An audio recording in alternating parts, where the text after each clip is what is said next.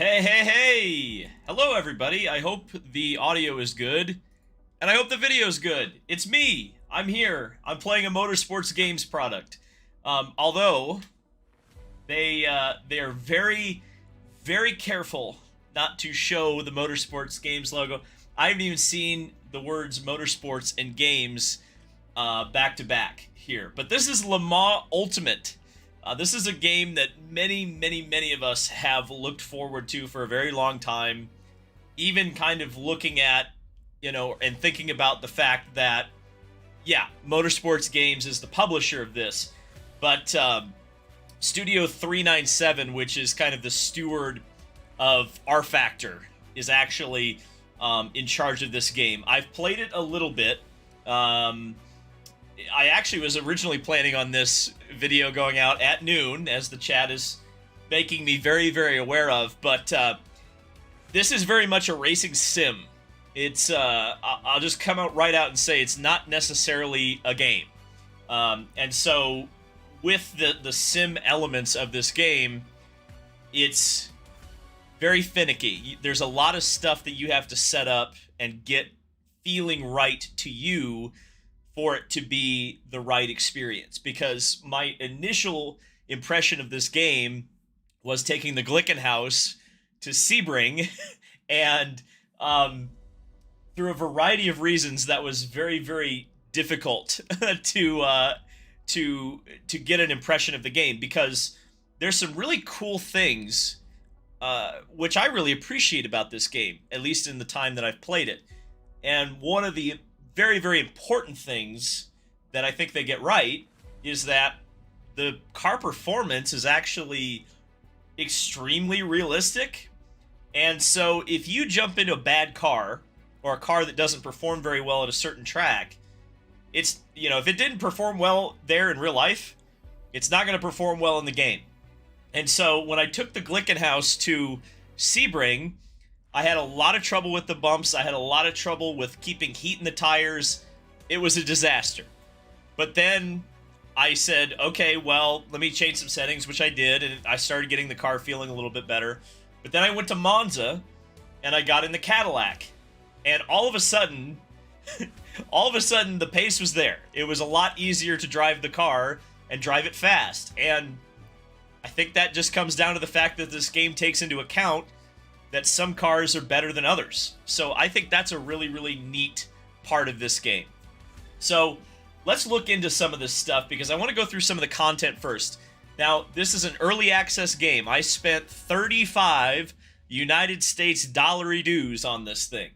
I imagine once the game is quote-unquote a full game, whatever that means when a game is out of early access, I don't know. But what I do know is that this is a very bare bones experience right now. You have online racing and race weekend, and that's about it. And I think I should establish some ground rules really quickly, because there's going to be a lot of people out there who want to complain about lack of VR support. They're going to want to complain about the online aspect of the game. They're going to want to complain, although this is the most ridiculous criticism of them all, is that the 2024 cars, in particular the GT3 cars, are not in this game. Well, to them, I say, if you want a VR game with online and GT3 cars, I do have a suggestion for you. There is that game. It already exists. I want to race prototypes, and I want to race the 2023 World Endurance Championship. So for me, this is the kind of game that I've always dreamt of. And the content that is in it, while bare bones, it's drank a lot of milk. It's got a lot of calcium. The bones, I think, are good.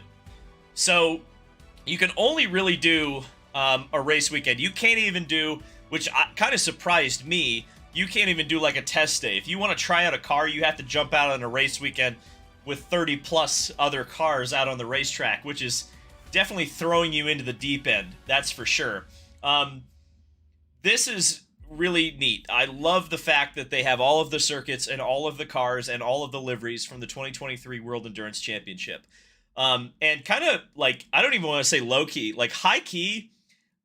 I think the schedule for last year's World Endurance Championship was pretty much perfect in terms of the tracks and the variety and the purity of that schedule. Because if you look at it, you went from Sebring, which, frankly, I'm pretty upset and disappointed that they've changed to Coda. Nothing necessarily against Coda, but for me, the home of endurance racing in the United States is Sebring, especially international endurance racing. So the fact that the World Endurance Championships first round is no longer at Sebring is quite disappointing, I would say. But at least in the game, we have this entire season immortalized, and that means we've got Sebring in the game, which to me is great. The second round takes place at Algarve, at the Portimao circuit in Portugal. And again, a more modern circuit, but one that, to me, is excellent. It's a shame that Formula One, they went there a couple of times, but they don't race there regularly. I just think this track is great. I discovered it through Project Cars 2, believe it or not, of all things.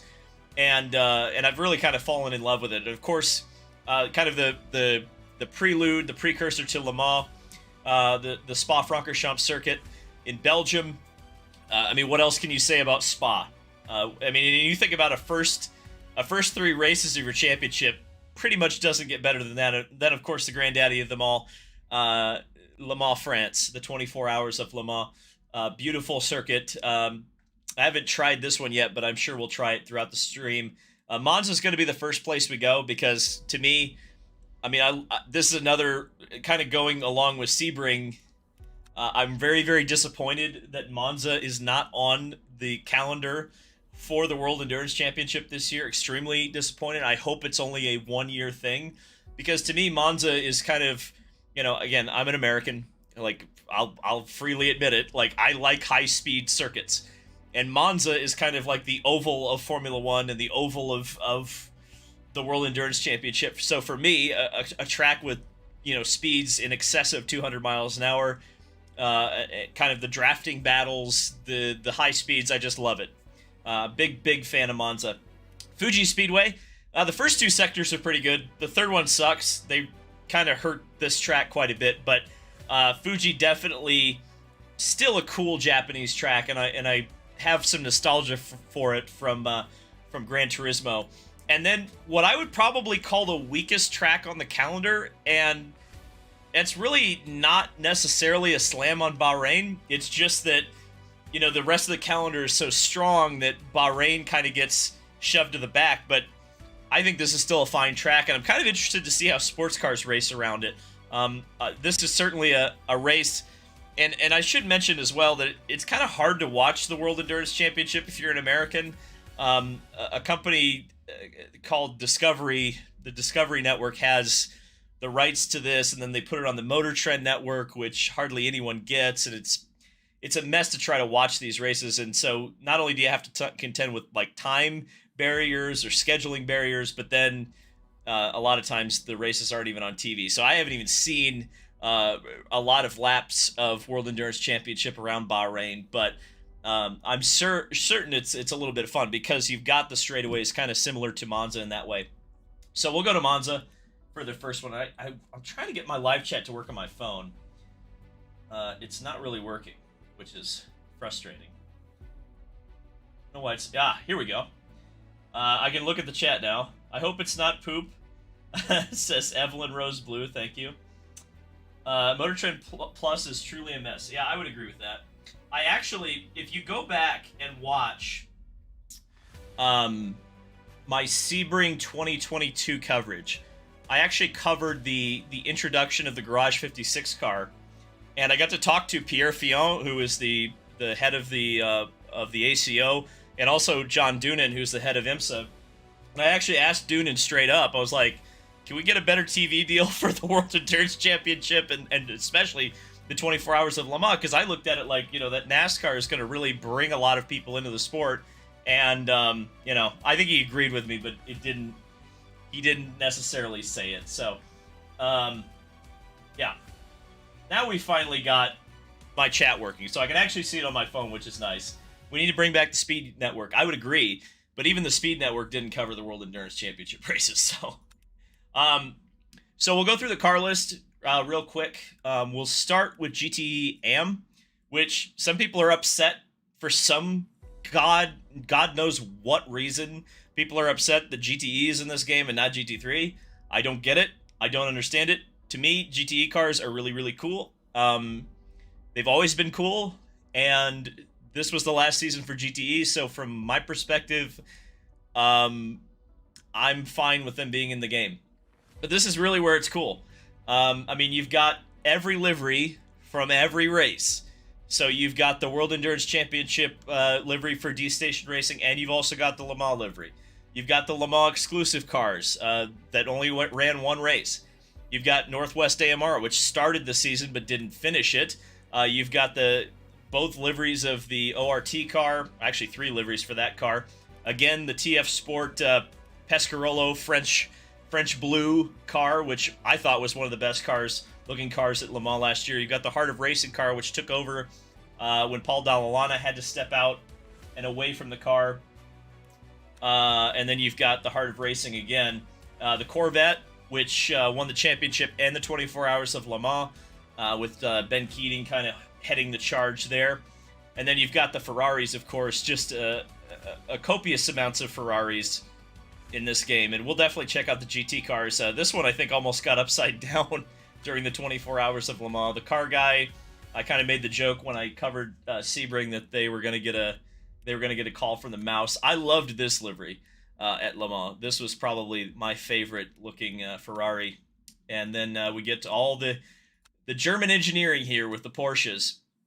And there's the Gulf liveried one, which actually changed between the test. If I remember correctly, it actually during the test weekend it was in this black livery, and then for the race week it actually changed to the Gulf blue and orange. And then here's the Iron Dames, Iron Lynx Porsche, Rexy. I don't even remember that. When did that car race? See, I'm learning new things. When did a red AO racing car race? I actually don't know. But this car I know raced at Sebring. Here's some of the Dempsey cars, the Patrick Dempsey cars, and then here's the Michael Fassbender Porsche. So, I mean, they have everything. We'll go back. Uh-oh, did I go all the way back? Yeah, I did. We'll go to the car class, LMP2. Yeah, they're all Erica Gibsons with Goodyear tires, so we don't need to look at... No, I'm just kidding. Yeah, they're all the cars are the same. Why would you guys want to look at all the liveries for this? This will be a lot of liveries, I'm afraid. Here's the Le Mans car with Ben Barnicoat. There's a lot of Ben Barnicoat fans out there. CrowdStrike by APR, Alpine, with both liveries for Le Mans and the regular season. Cool Racing, which was a Le Mans exclusive team, as well as DKR. Duquesne, which I think only ran at Le Mans. I'm not streaming the game. I am streaming the game. What the heck? Yeah, no, you're right. That's odd. Why did it freeze? I got it, chat. I don't know. Why is the game frozen? Oh, did it fix it? It fixed it. I don't know why it did that. That's odd. Okay, I'm going to look at my phone. Well, I just rambled through all those cars. And I totally didn't even get to... Okay. Let me know if the screen actually moves when we're doing that. Here's Graph Racing. Game doesn't like OBS. Well, that's certainly possible. Is that confirmed? Okay, everybody's saying they actually see the cars now. I apologize for that. For whatever reason, everything's like... The chat's weird. Like on YouTube's end. Okay. So I'm going down the list of cars here. Can you guys see that?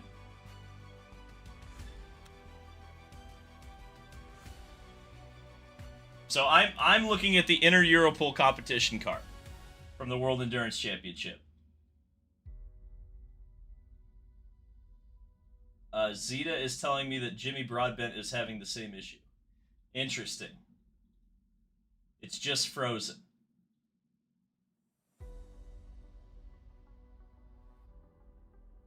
Huh. Frozen on the car screen. Full screen application. Yeah, we're not seeing the inner Europol car. Okay. Can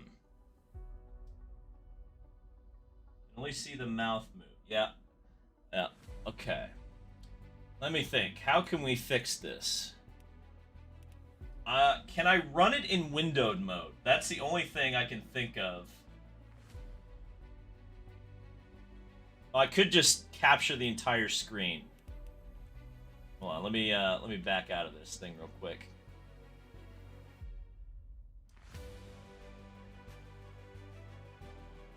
Well, here's a bug. I promise you the game's pretty good if we ever actually get to play it for you guys. Okay. Let's see.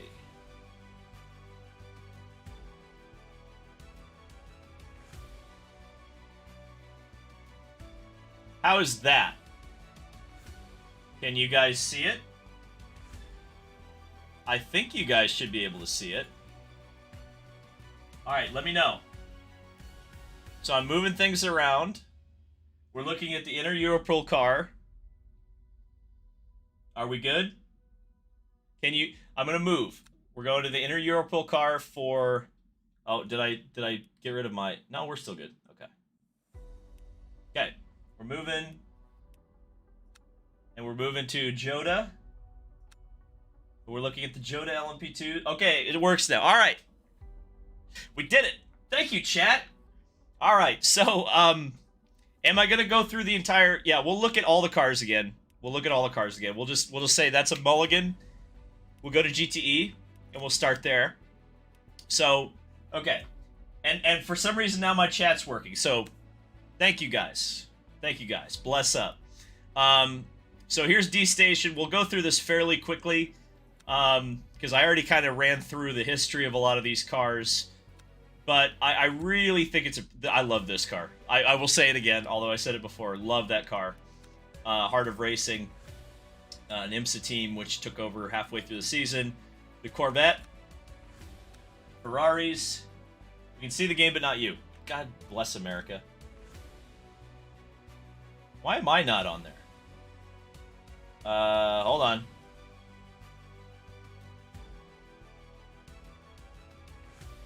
There, that should fix it. That should fix it. I don't know. Let me know if the face cam comes back, but if not, we just won't do face cam. But, yeah, no, I see the face cam on my stream now. So we'll go through all the cars. And there are a lot of them. I love this one.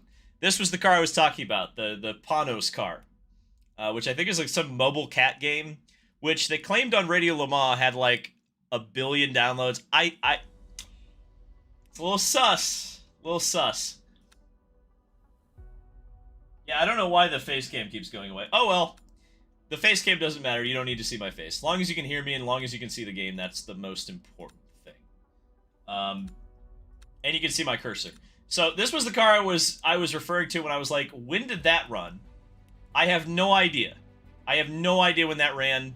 I'm very confuzzled right now. Very, very confuzzled. But I do know that this AO racing car ran at Sebring. Here's the Patrick Dempsey cars. And here is the Michael Fassbender car. So I'm glad you guys can actually see it now. You don't have to see my face. Here's LMP2. We'll go through these cars fairly quickly because, again, they're all the same. But, yeah, here's the Alpines. And Cool Racing. So all the cars from Le Mans are here. All of the cars that ran 1 or 2 races in the season are here. It's really pretty impressive from a car list perspective. I mean, like, they even have the Joda LMP2, which ran the first 2 rounds at the Well, I can't remember. Did the Joda Porsche show up at Portimao, or was their first race Spa? I think their first race was Spa. I know this car was at Sebring because it won Sebring, but I can't remember the rest of it. Here's the Steve McQueen tribute car. This thing was beautiful. Panis Racing, Prema. Just a really, really impressive car list. I mean, I just think that if nothing else, give them props for doing something that a lot of games have not done, which is put every single car and every single livery from one season into a game. Now, here's where we'll spend a little bit more time, especially since you guys can actually see. Let me see if there's a... The red AO car ran at Spa or Monza. Interesting. Monza, really? I actually watched that race. I watched that race live, and I did not notice that the AO car was not Rexy. Interesting. PC requirements for that for this game. I'm actually not sure. I know that my computer is pretty good, and I could not run it on ultra settings. I've got it on high, and it works fine, but ultra settings just decided to say, nah, that ain't gonna work. So, a really, really impressive list of hypercars. Every hypercar that raced in last year's World Endurance Championship, including the Whelen car. So really, you have a lot of the IMSA grid here as well. If you wanted to kind of fudge an IMSA field out of this thing.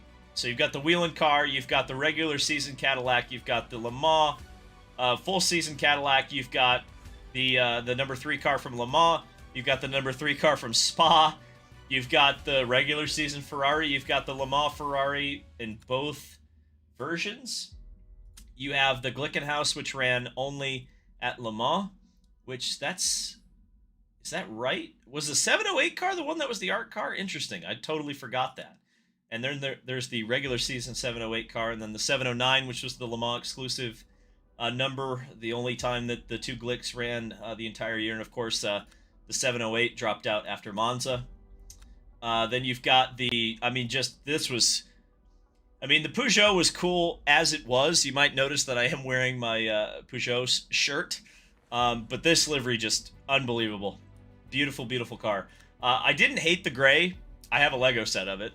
But yeah, the white one just, there's something about that car. But this is still cool. I mean, just the Peugeot is very, very interesting and cool car.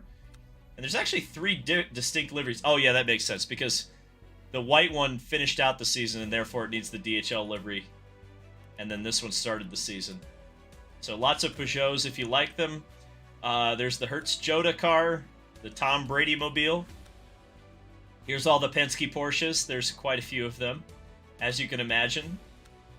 The 75 car, which was a Le Mans exclusive, and they will run this car as number 4 in this year's 24 Hours of Le Mans. The 99 WeatherTech car, I love that livery, but actually they've managed to improve this livery for this coming season.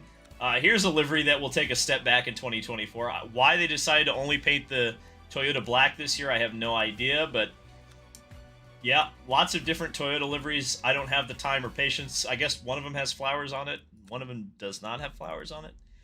I don't know when they didn't run the car with flowers, because I'm pretty sure they had flowers on the car at Sebring, and the only 2 times I saw this car live were at Sebring and Le Mans, and I'm pretty sure it had flowers on it both times. And here's the van wall. In both liveries for the van wall, which just makes me so happy that this car is in the game. I haven't driven it yet. Perhaps we will drive it a little bit later, but not right now. I should mention as well, I would not recommend going up against 100% AI right off of the bat. It's the AI in this game are very, very quick, very, very quick, and so as you're kind of coming to grips with the game, I've got them on 90%. You might want to go lower. It just kind of depends on what your skill level is with sim racing and how comfortable you are with the settings and your wheel and your pedals. I mean, I don't have the best wheel and pedal setup. You'll be able to see that pretty clearly here in a bit. But I've got it to a point where I'm feeling relatively comfortable. So we're gonna take the number 3 Cadillac, the Sebastian Bourdais mobile.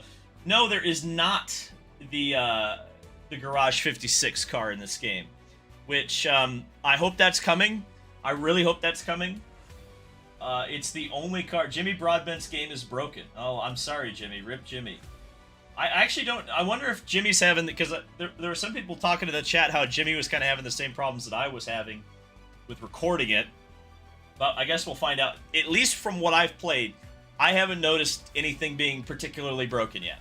But we'll see. Um, there seems to be a scaled amount of time. The longer races have a longer minimum time you go racing. Obviously, you can go all the way up to the 6 hour mark. You can go 4 hour 30. You can go 3 hour, 1 hour 30, and 18 minutes. I know that the 8 hours or 1,000 miles of Sebring, the minimum time is an hour. And I guess I haven't tried Le Mans yet, but apparently it's only the shortest race you can race at Le Mans is 1 hour. So I don't need to. We won't mess with the practice. We'll go ahead and just run it as is. You can choose what classes run, which, I mean, I guess if you only want to run against hypercars, you can do that. Personally, to me, this is multi-class racing. It should have all the cars out there. But maybe for performance-wise, if you just want to run with 12 cars, this is a way to do it. Yeah, we're going to do all of this stuff. And it actually, I think this is cool. It tells you how long practice, qualifying, and the race are all going to total up to if you run all of it. So this is an hour and 38 minutes of gameplay if we run the entire practice session, which we're not going to do. Oh, yeah. Yeah, that's a very good point, Evelyn. That Motorsports Game's not having the NASCAR license anymore probably cost us the Garage 56 car in this game. That's a shame if that's true, but it makes sense. They might have done it because there's too many white and red cars. But, okay, if Toyota had a problem with white and red cars, they should have changed their livery in, like, 2016. Like, there's actually livery for... Did you guys not just see the... I'm not saying you guys. I'm talking about Toyota. Did Toyota not just see all the hypercars that just went through? There's not as many white and red ones as there used to be. And frankly, it's Porsche's fault that there's that many white and red cars to begin with. But anyway, I digress. Let's go and actually drive this car. So the only other thing I can kind of complain about right out of the box, outside of the fact that OBS doesn't like it very much, is the fact that race at Daytona. There is no Daytona in this game. This is not an IMSA game. The loading times are atrocious, at least for me. They're really bad. Now, that being said, am I going to complain about atrocious loading times if the rest of the game works? No. I feel like that's something that again, is kind of like it's something that gamers do, which kind of annoys me. It's like they'll complain about load times if everything else works. And I would say the load time taking long is probably because the game is actually doing the work behind the scenes to actually make sure everything's working correctly. So from my perspective, loading times are not a huge concern, but they're also not... I mean, it's not fun sitting here looking at a menu with nothing changing, right? I think the garage... Grant says, I think the G56 is coming later. They stated on Discord that they were prioritizing the main field for the game's early access. I think that's fine.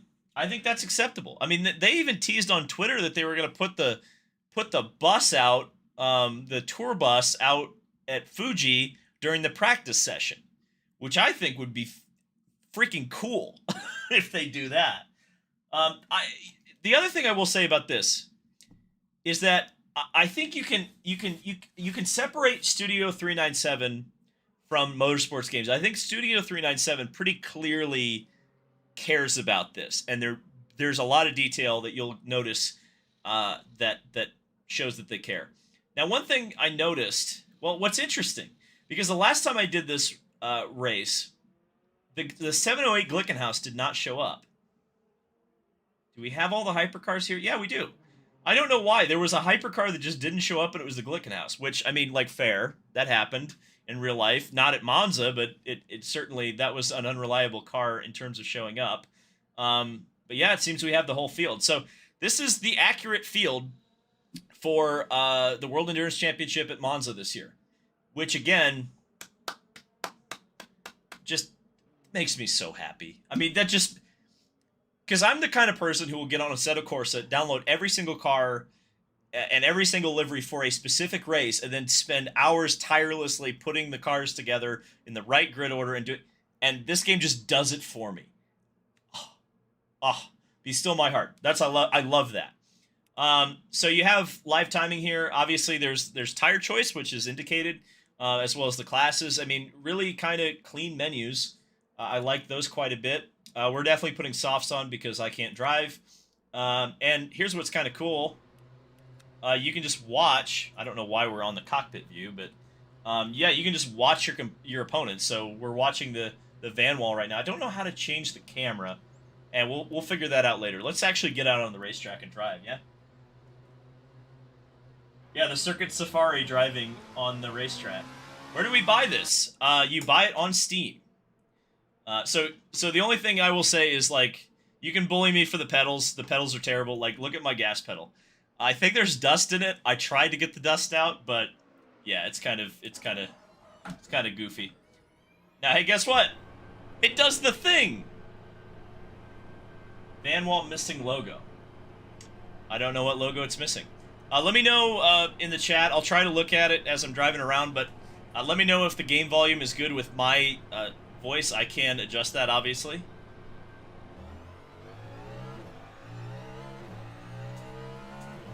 So we're out on the racetrack.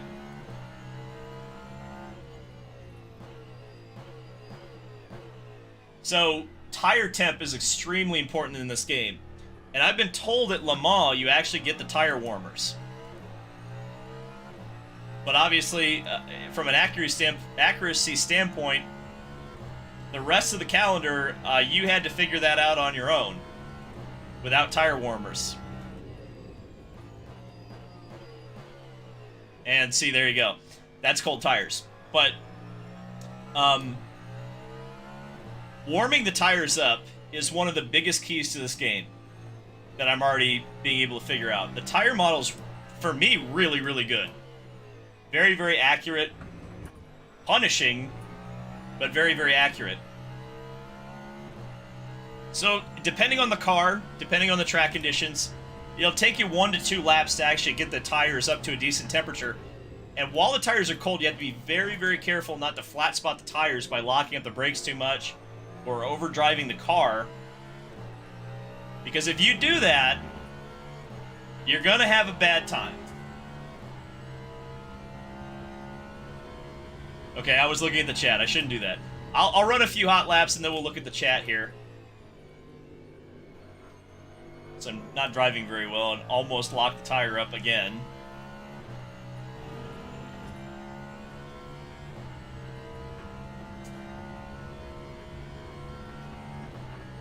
Visually, it's not amazing. It doesn't look nearly as good as Assetto Corsa with Soul activated or...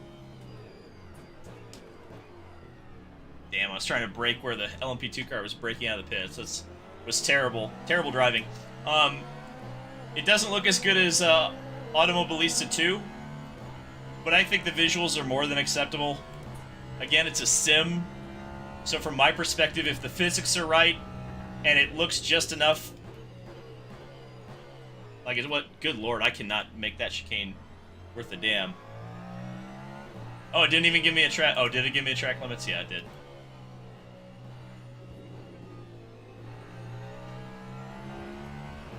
I think the sounds are pretty good. Some people were watching the pre-release trailers and complaining about the sounds. I think the sounds are fine. Are you using anti-aliasing? I don't know. I guess I could look at the settings. Is that a good or bad thing if I'm using that?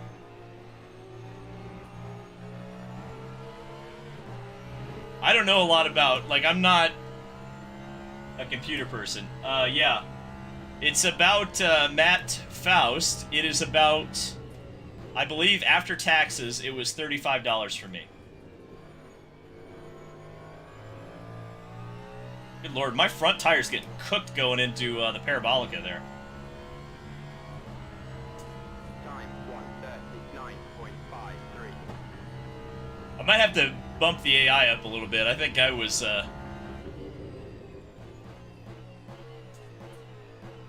drove an absolutely terrible lap, and am almost right there with the top guys. Antonio Fuoco. And you drew driver swaps in this. I actually don't know. I haven't run a long enough race to find that out yet. How's the game's AI? I'm really trying to read the chat, and also drive at the same time. That's not a good... Texting and driving is a bad thing. The AI, I think, is not bad. They definitely will rough you up. They definitely will run into you. I actually lowered the aggression a little bit because of my experience at Sebring. I could have shoved it down the inside there, but that's a GM product, and I don't want to cause trouble. Whoa, guys.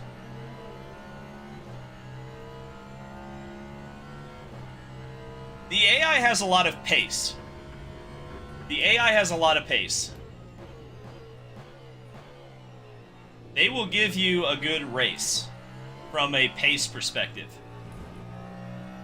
I guess we'll find out once we really get running here how well they can actually race me. And of course, Monza's a nice wide track which invites passing and close racing. That time was a 1:40.49.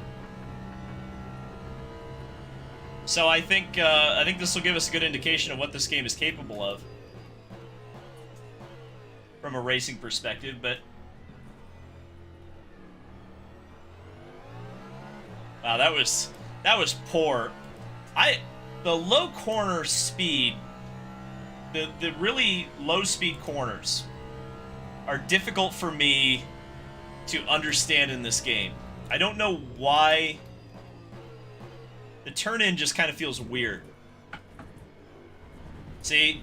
Yeah, I don't get that. There's not a lot of feel. And again, it's probably just because my wheel's not very good. When I got to try, I have gotten to try this game before. Oh, there we go. Whoa, guys. Let's get it back around. Oh, we are sitting broadside. Hey, look. Oh.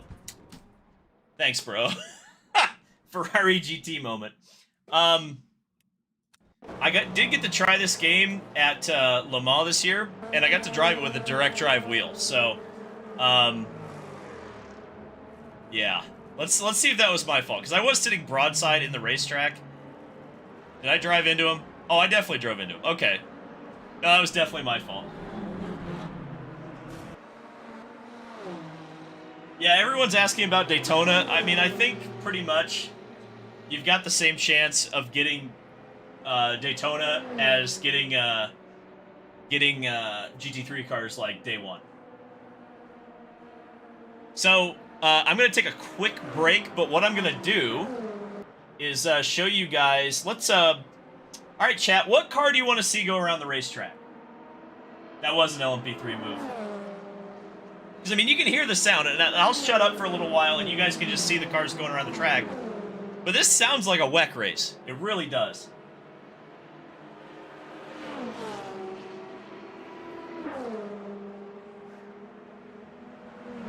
See what the chat says here. Then we'll click on it. Ferrari LMH, that's the first. So we'll go to Antonio Fuoco, and you guys can watch him for a few laps. I'll be right back.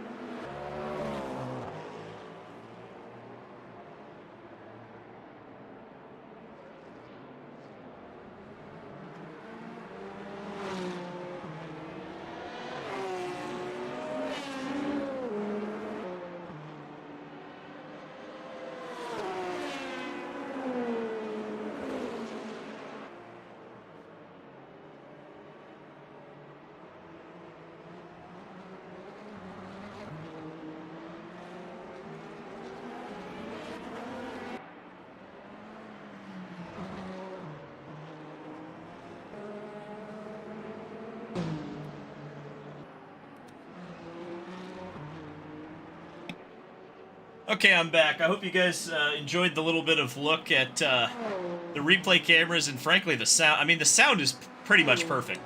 I mean, this looks like a World Endurance Championship broadcast, as far as I'm concerned. So it's a lot of fun from that perspective. Black Flags Matter says better than NASCAR 21. I would definitely agree with that. I think not making a game at all is better than NASCAR 21. Is this PC only? Yes. That is the other kind of, like, thing that everyone's complaining about. I understand, but from my perspective at this point, I think you just need to get a gaming PC. Like, I was a hardcore console person for the longest time, but from my perspective at this point, you just got to get a console. All right, we'll do one more stint. I'll actually try to drive the car decent, and then we'll qualify and go into a race. So here we go, and off on the electric motor. Oh!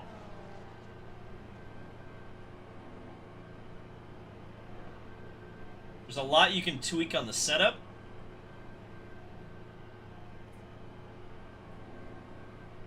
Alright, so let's go ahead and run some decent laps because the AI is starting to get a little bit quicker.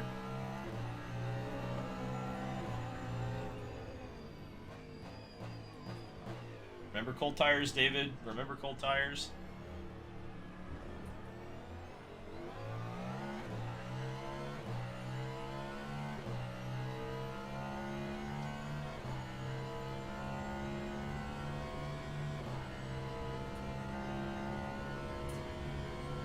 Big toe on the P2 car there. Damn, I could just not... that chicane, I just cannot get right.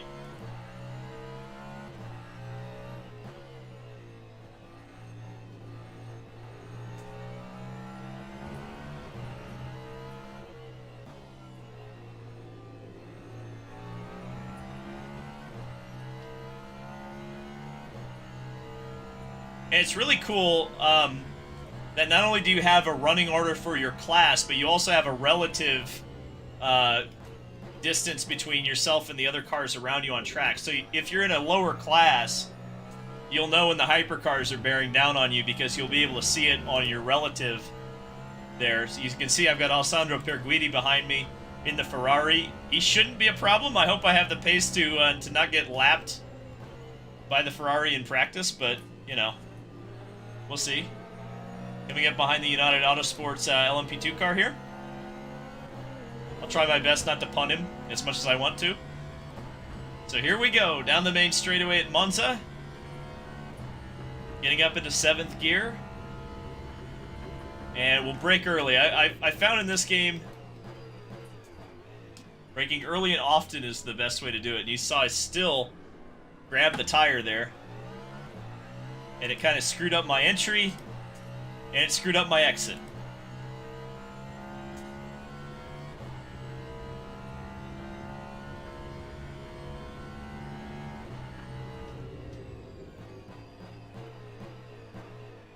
Nope, still locking up the brakes. David, brake earlier. Brake before the Avis sign, David.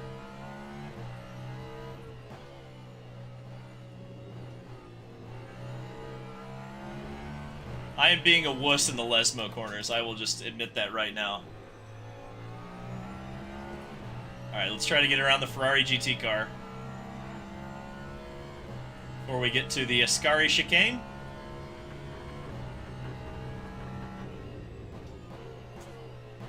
It's never a good sign to have a chicane named after you. I've found that that's a bad trend in racing. Of all the things you want named after you, you don't want a chicane named after you because it probably means one of two things have happened and neither of them are good.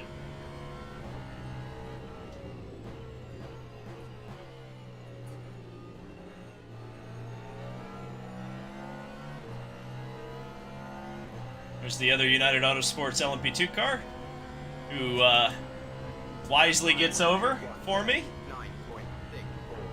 It just went a little bit faster that time from my previous best lap.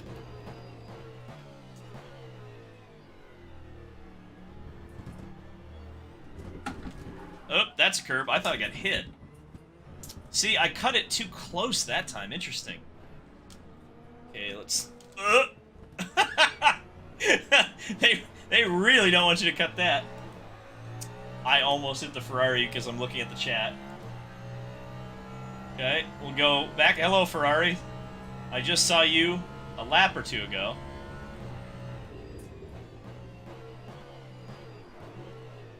Okay, braked before the Ava sign. Still grabbed the tire a little bit there. Sebastian Buemi behind me in the Yoder. Ooh, there's an AM driver in that car. Woohoo!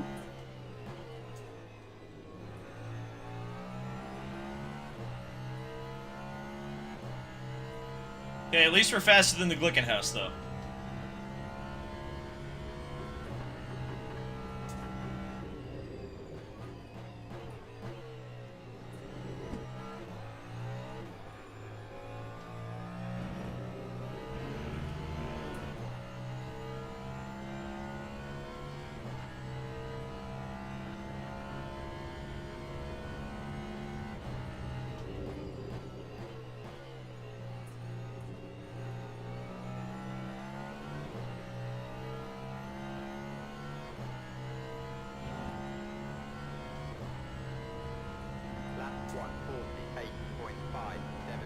Yeah, if I just hadn't screwed up the first sector, that would have been a decent lap, I think.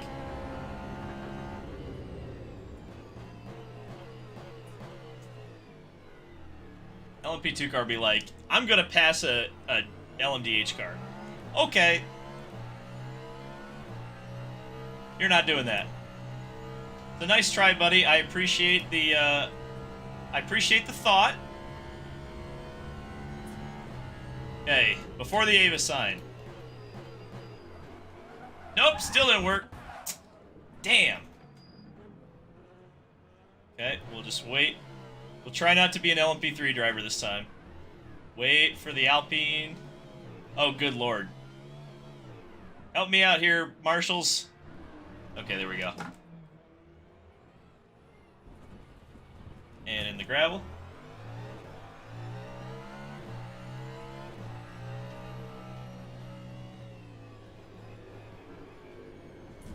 Okay, I was looking at the chat. Let's actually go to qualifying. I'll look at the chat real quick, since we're doing that. Feeling okay, although I'm on the soft tires and I'm still sucking. Yeah, there are in-car adjustments. I just have not set any of them. I think what I should do, actually... Yeah, we'll take a look at the setups. So maybe I should have taken some fuel out of it, because we're definitely not going to do 32 laps ever. You can adjust the virtual energy, which is interesting. You can put tape on the grill. You can put that's come out from that NASCAR game. You can adjust the differential. You can do gearing, but you can't do it very specific. Interesting. Bro, just get Polo back in the car. You know what? If I could call Alex up, I'd be like, Alex, hey, you wanna play some Le Mans Ultimate, buddy? So there's your there's all your suspension stuff, or wheels and brakes. Here's suspension, dampers, which are so important in IndyCar racing, chassis and aero. Not many chassis adjustments I can make in an LMDH car. I wonder. I'm kind of curious if there are more adjustments that you can make in an LMH car versus the IMSA car. Gotta go through Chip. Yeah, I'll be like, hey Chip, you wanna loan me Alex Palou to play this video game? Okay. So we'll go ahead and start the next session here at Monza. This should be a 15-minute qualifying session. Very quick and easy. I will take the fuel out of it for this. Car setup, advanced setup.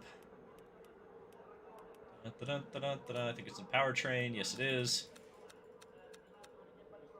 I do not need 32 laps of fuel. I think the game is good. I don't think it's bad. Now, I don't have a whole lot of time with it.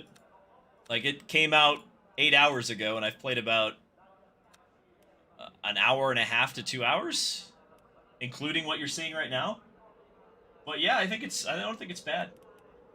Okay, let's go out. Let's go out on the racetrack.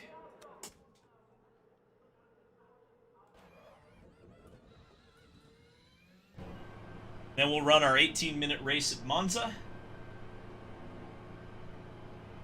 OMG, it's R Factor 2. There's definitely some similarities. I mean, it's on the same engine and by the same developer. So, like, what did you expect?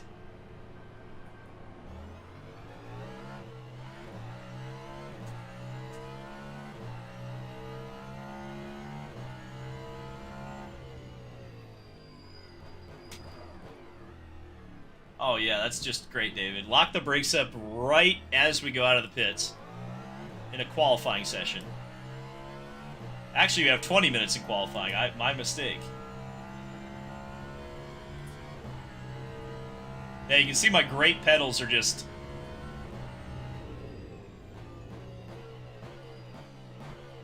the awesome Logitech G29 quality there.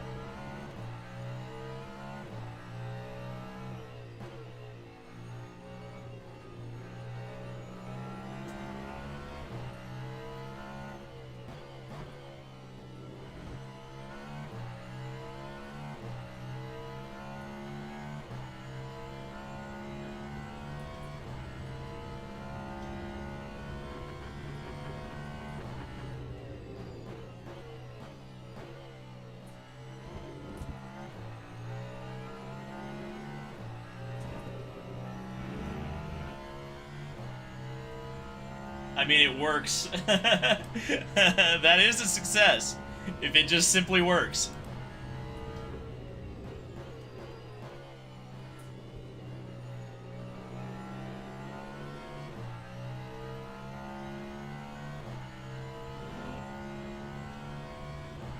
It is cool to see the Goodyear blimp.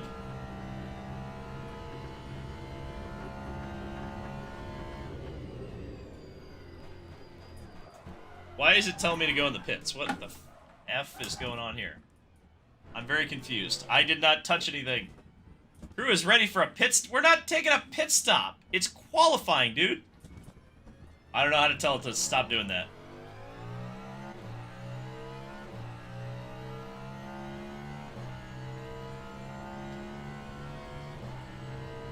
Okay, well, I don't know why that came up, and I don't know how to get rid of it, so we'll just qualify with it on the screen, I guess.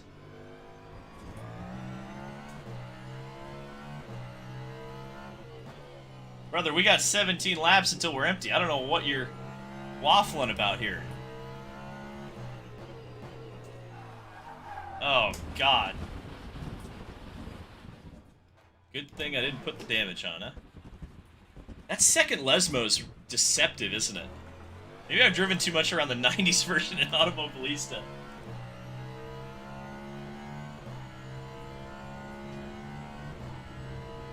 G29 pedal mods. I don't know if it's... I need to mod the pedals so much as, I just need to get a new wheel.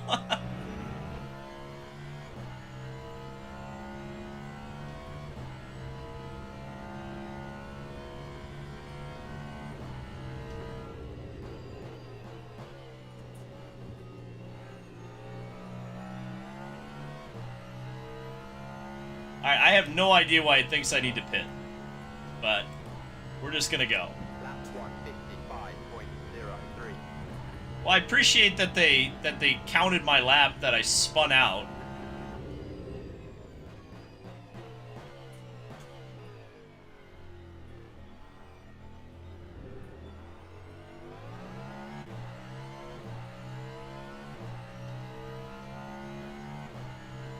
Well, there's 7 seconds of that 11 I'm dropping to the van wall right now.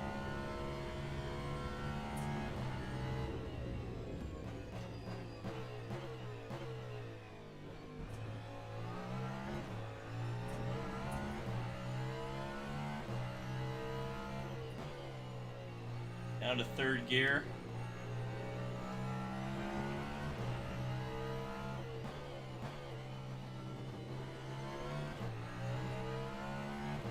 Man, it still wants to kill me at that corner.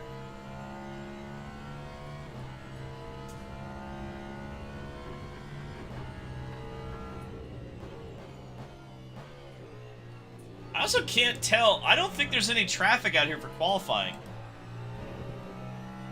Which, I don't think that's realistic. What if there's a setting that I can fix?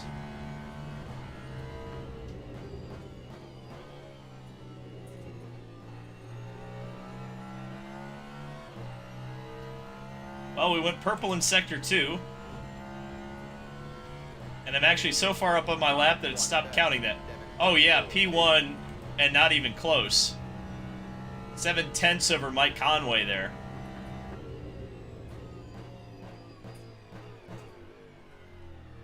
Yeah, as it turns out, taking the fuel out of the car really makes a big difference.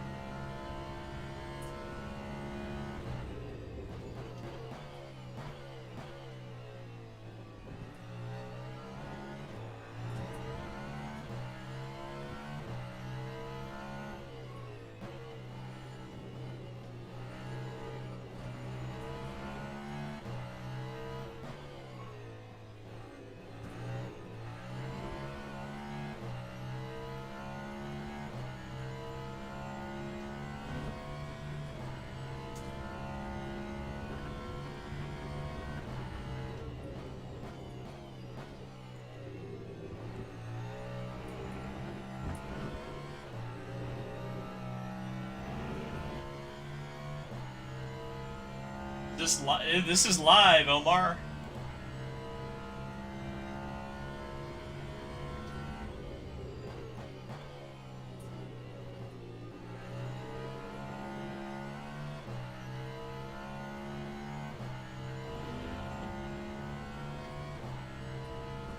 Lap 1:37.48.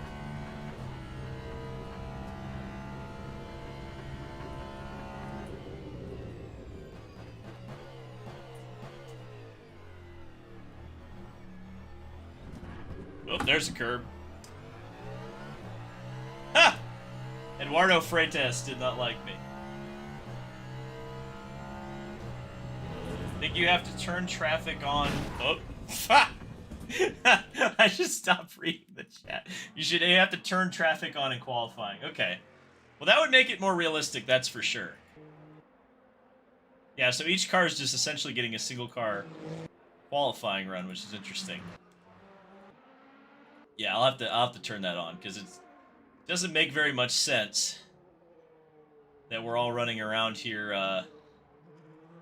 by ourselves. So I might end up being on the pole, which I don't know how I feel about that.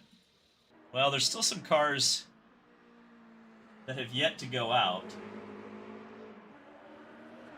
Car hasn't launched into space or fallen beneath track. Success. Well, part of the problem with reading chat, I mean, you guys can't see it because my webcam for some reason won't come on, but my chat, I've got it on my phone.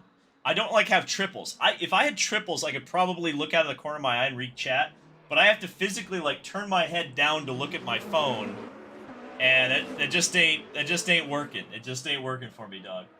Is there a career in custom cars? No, there is not. Video on IndyCar start times. Are the IndyCar start times out? I have not seen anything. If that is indeed out.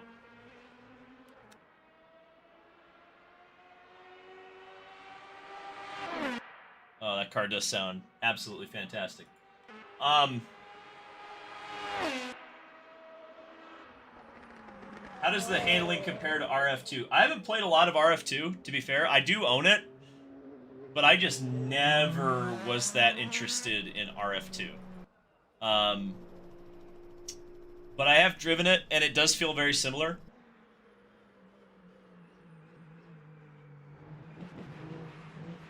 But I'm also more invested in making this game work for me, because I like the idea of this game.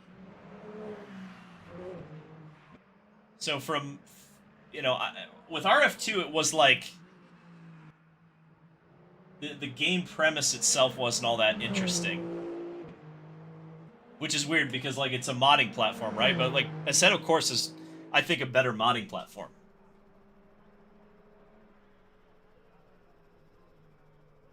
RF2 98 kart is fantastic. Yeah, but I've played so much. Like, I'm so tired of 98 kart. Like, that's why I like Automobilista too, because at least they like had the guts to like do something other than 98 and 95 kart. Although they put those in the game, they at least added the 2000 season, which has never been in a game in a proper way before. So like, at the very least, like I wish someone would do like 99. You know, like or 97. IndyCar put out a tweet on the updated schedule. Oh, all right. Well, I'll look at that later. I don't listen. It's still 3 weeks until the season starts. Okay. It's still 3 weeks. Okay, it's 3 weeks. It's 3 weeks away. We'll talk about that later. As long as St. Pete isn't starting at like 5 p.m., I'm good. All right. Has anyone went faster than me? I'm going to be so upset if I have to start on pole for this thing.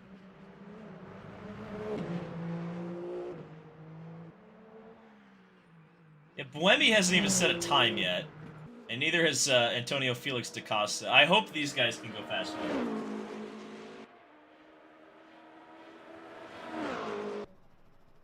I think Buemi's about to set a lap time here, so we'll see. We'll go ahead and let Buemi and da Costa get their laps in.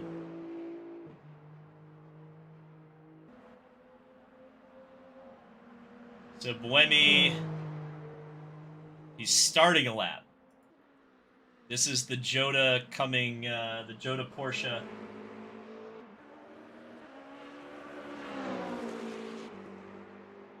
Coming across the line now. So where does the Joda stack up? 6th. 2 seconds off the pace.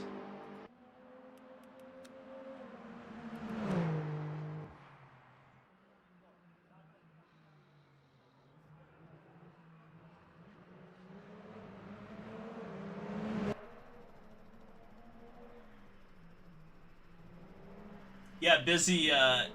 AMS2 is, I mean, there's almost no modding that can be done for it, but the base content is so good that it almost makes up for it. The road racing is really good. The oval racing leaves a lot to be desired still in AMS2.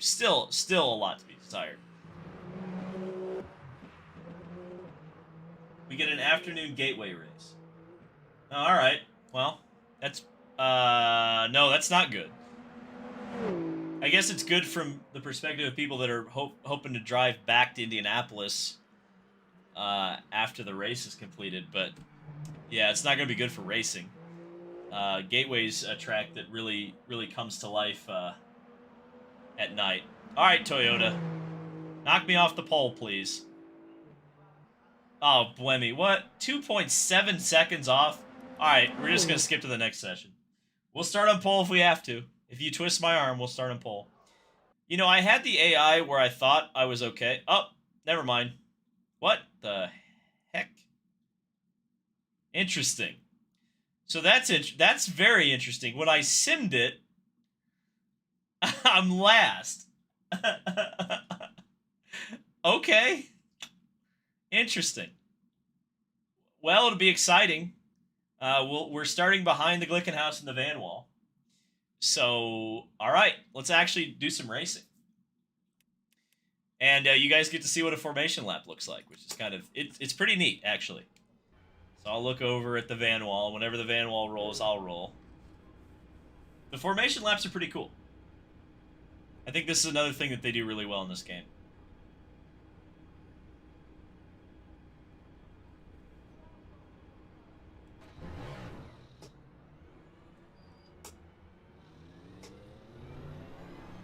Oh, the Glick was not very quick off the line there. Okay, I'll try to warm my tires and brakes up as best I can on the formation lap.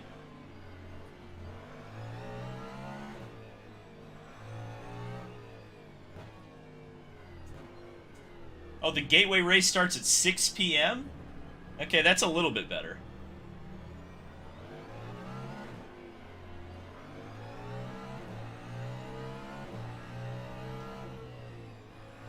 I'm actually okay with that being an RF2 bug because it actually makes this race much more interesting. Now that we're actually, we got something to race for all of a sudden. Oh, come on. I'm glad I didn't put damage on it. That would have been a disaster. Yeah, the AI are a bit jank on the formation laps for sure. But I mean, to me, again, like the details are here. I think I said at the beginning that the bones are there. The game has drank a lot of milk. There's just not very much meat on the bones right now.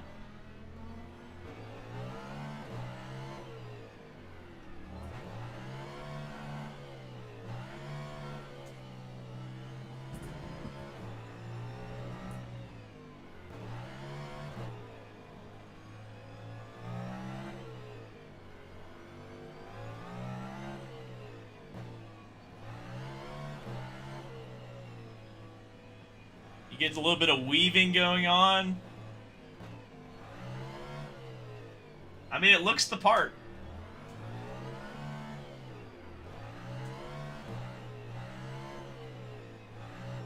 There's some atmosphere. You can see a helicopter there. I don't know where the Goodyear blimp ended up, but I'm sure we'll see that eventually. The field should form up here, near the Parabolica.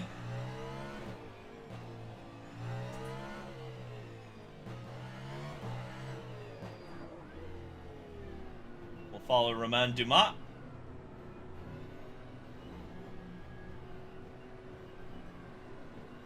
Now, it's probably because I'm streaming, but the frame rate is definitely taking a bit of a dip with all the cars together in the formation lap. I may have to play with the settings a little bit. And yeah, the tire strategy is still up, which is obnoxious, because I would like the relative. I wonder if I can get it back. Oh no, I don't want steering help. Get that off. Get that out of here. Alright, we're not messing with it. I don't know what the button is.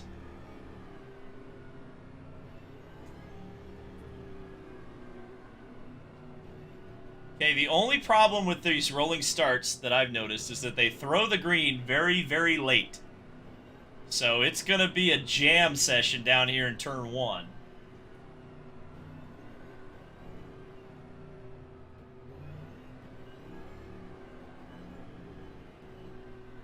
$10 frames. I think it's a little bit more than 10 frames, but yeah, the frame rate is not good right now. Green flag, let's go.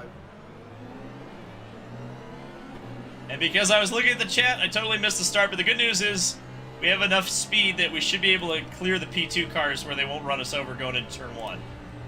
Now, if I can just not do the thing into turn 1, I'll be really happy. Okay. And we're past an LMP2 car has jammed its way down to the inside. We're around the van wall. That's good. The Glick has gotten around the Peugeot, which is it. Whoa, guys.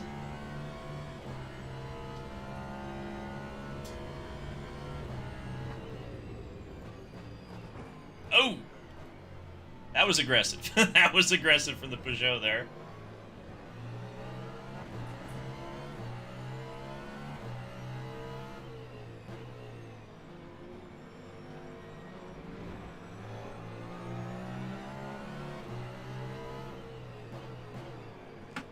Ooh, that was close. I almost locked the brakes up. Trying to get underneath the pug there.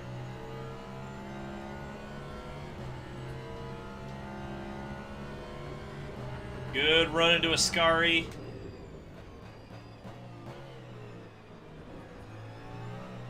Man, the Glick is just moving. The Glick's around both the pugs. Well, maybe. Oh, no, don't do that, David. Don't do that.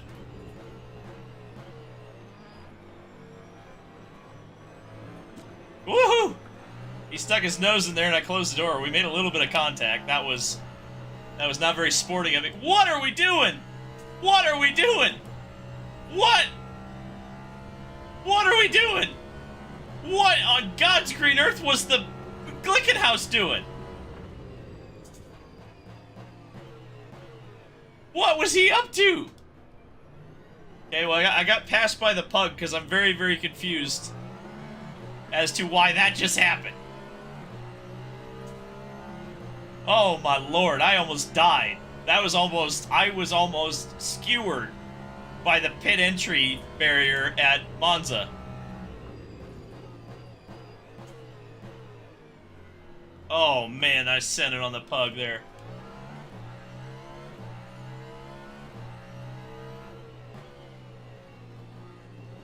Okay, through the Lesmo 1.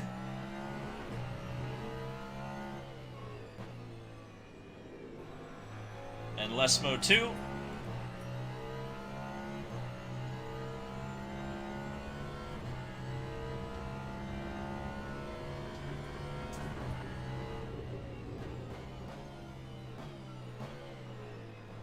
Oh, the Peugeot is all over the back of that Penske Porsche. Try to get a run out of Ascari here, down to the Parabolica, which they now call the Alboreto corner, which, like, fair. Michele Alboreto, obviously a great hero in Italy, but I don't know, man. Whoa, outside. We gonna get a 2-for-1 deal at Kmart? Yeah, we do. That was 3 abreast at Monza. That was wild. All right, coming up behind the Proton car.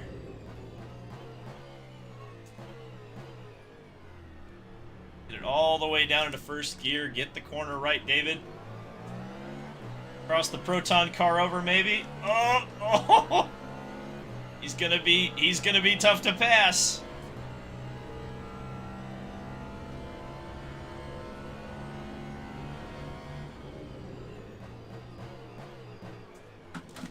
Oh, lock the brakes up, but get around him. Aggressive move. I set a purple sector somehow doing that. Yeah, I probably got the AI too low now. I was like, I am sucking at this game. I'm not going to be able to compete. Let me lower the AI. And now the AI are too low because I've actually figured out how to drive the game.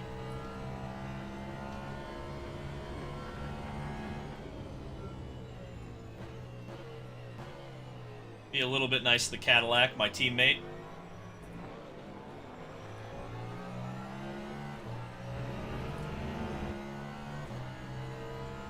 Should be able to pass it. Look, my pedals are going crazy. I should be able to pass him going down the main straightaway, I think. I think I can get a good run off of this corner right here. Oh, nope. Ah! Okay. That Chip's not going to be happy about that. Gonna be very upset with me for that.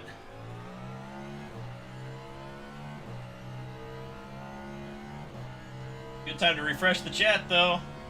Lap 1:48.48.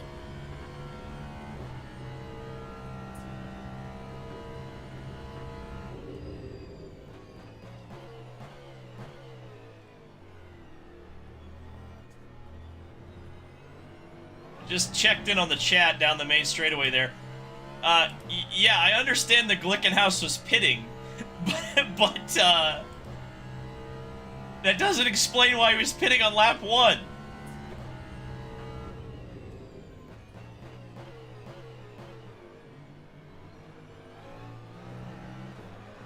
Yeah, I've slowed the AI down too much. Because there's no reason I should have run into the back of the Cadillac going through that corner. And yeah, the pug is going too slow through. So yeah, it is a balancing act, though, to find out exactly what the right settings are for you. And as you get better at the game, you're going to start waxing the AI. And then you're going to have to... I would be worried about Bourdais, actually. Yeah, Bourdais would be pissed with me. I think we would not be on speaking terms after I did that. Whoa. Locked up the brakes a little bit. Got the back end coming around. All right, let's go get the Penske Porsche.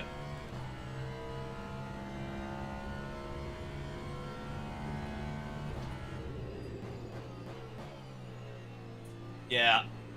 Too slow. They are on 90%.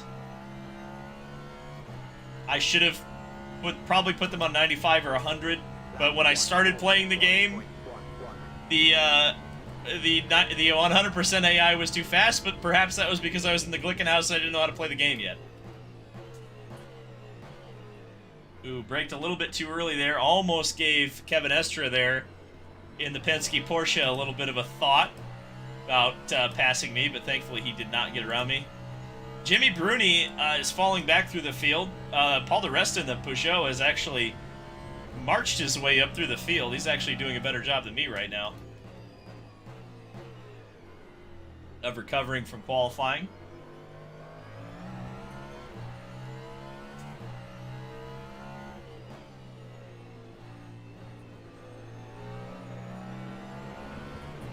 We gotta think about it? Nope. There was a brief moment in time where I thought I'm gonna send it.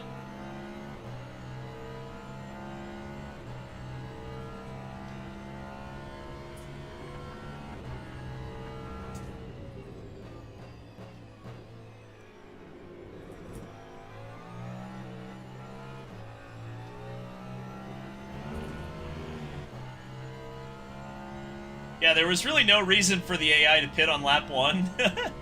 I mean, I guess unless it was simulating that the Glick had a mechanical failure of some kind. But it would be nice if there was some kind of, like, warning from your crew, like, hey, 708 car's coming into the pits, look out. Alright, let's see if I can get the Peugeot here.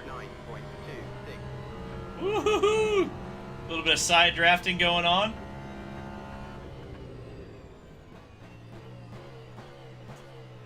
Thought about sending it, coming back. Uh-oh. Oh boy, Eduardo's not going to be happy with me. Neither is the under tray of my race car.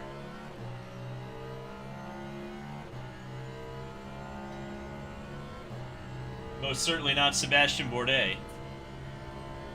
Drinks bottle malfunction. No, that only happens in the Tower LMP2 car.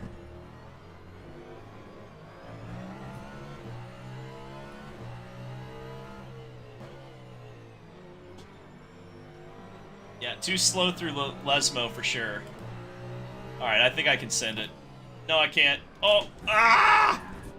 I saved it. I don't know how I saved it, but I did.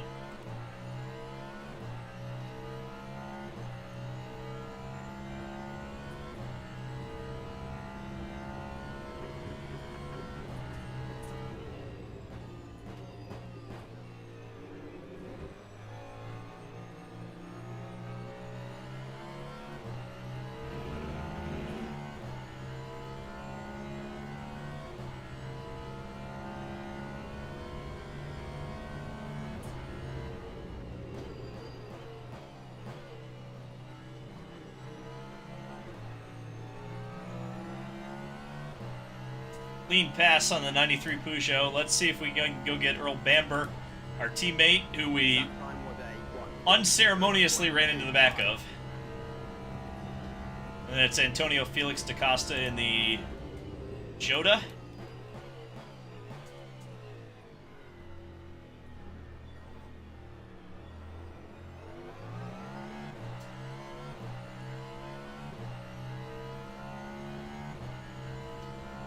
When in doubt, both feet out.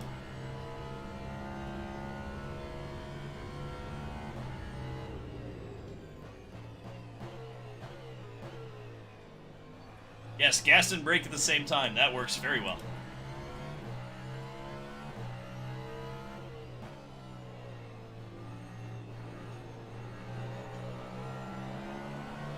Yeah, I've learned my lesson. I'll wait. Now we'll get the run on Bamber and get around him.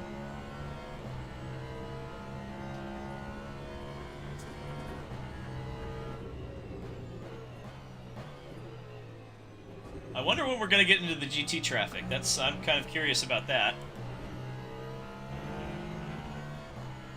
If I had my relative up, I could tell you, but I do not have the relative up, so I don't know how to tell you when the GT cars are coming.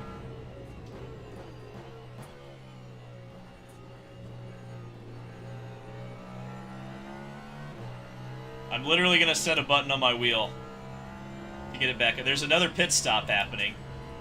Time A car going into the pits there. 90.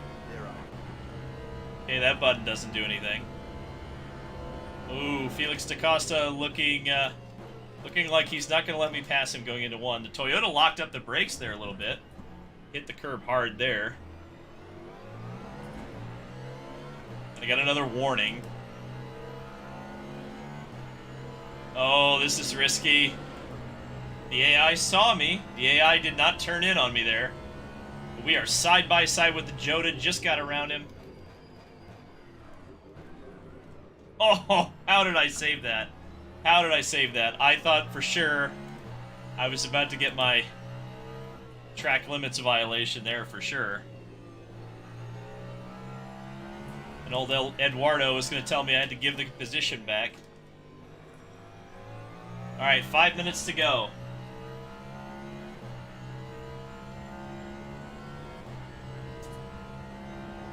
Closing in on the Ferrari of Antonio Fuoco. Oh, he's slow. He's slow.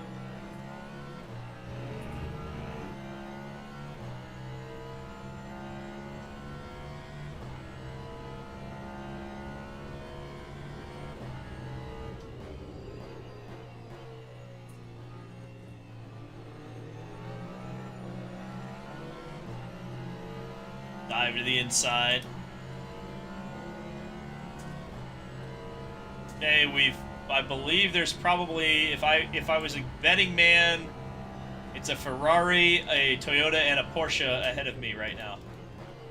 Whoa, look at that braking move from the Ferrari. Okay, well, there's another Ferrari ahead of me now.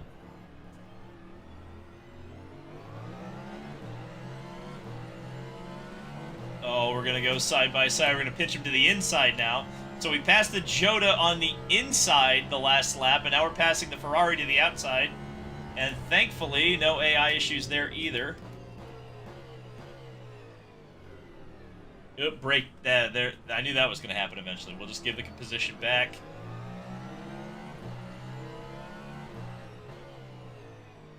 Problem is I get too excited when I make a pass around the outside there.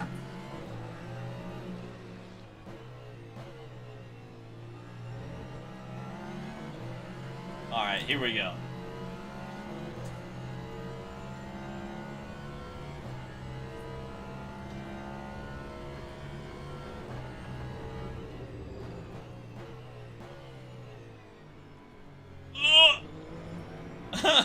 Outside send?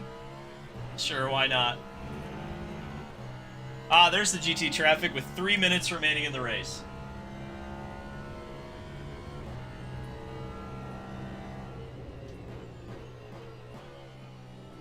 The Iron Dame's car out back. That's not realistic. I feel like that car and the Corvette were the two cars you could guarantee were always going to be on the front row in GTA. Woo! Ferrari didn't know what he was going to do there.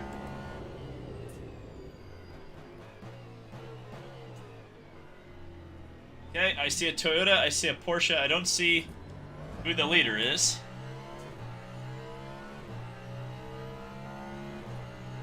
Heavy traffic. There's not Rexy. Get around him. Oh boy, I don't like this. No, I really don't like that. Woof!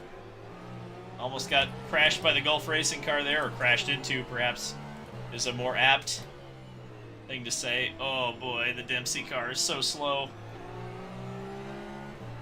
There's the Corvette. Help me out, GM brethren.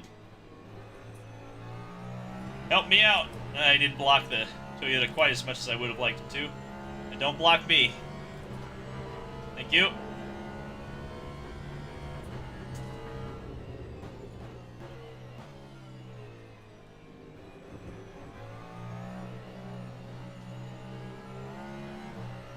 Brother, that was not a track limits violation. I'm sorry.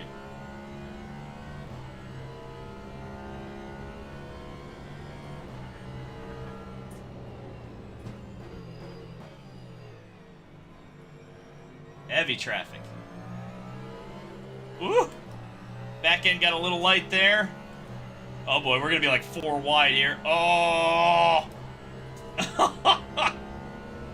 Oh, they're really gonna say track limits? Oh, screw off. I had to go for it. It was a gimp. I had to go for it because I'm a racing driver.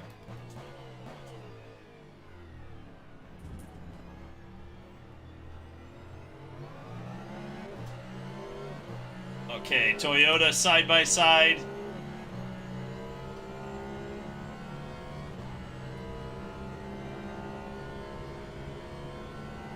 We got the big heavy Chevy. Oh, he's got the brakes though. Buemi, I got him. Oh, yeah, that was fun. I don't think I'm gonna get to Pierre Guidi though. I think he's gone. Yeah, 9 seconds.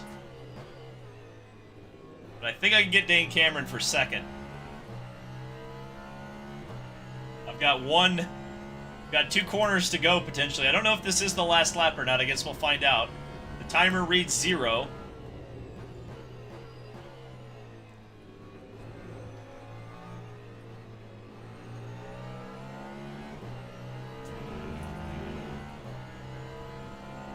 Oh, it's gonna be a send, boys.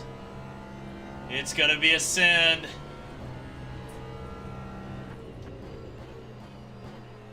Oh, I locked the brakes up. No.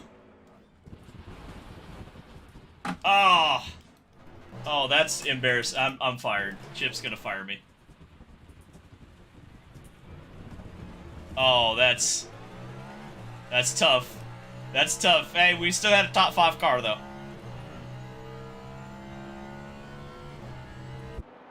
Wow, incredible. Oh no. Oh no. Do I have a replay? Where's the replay? Oh man, I wanted to see the replay of that.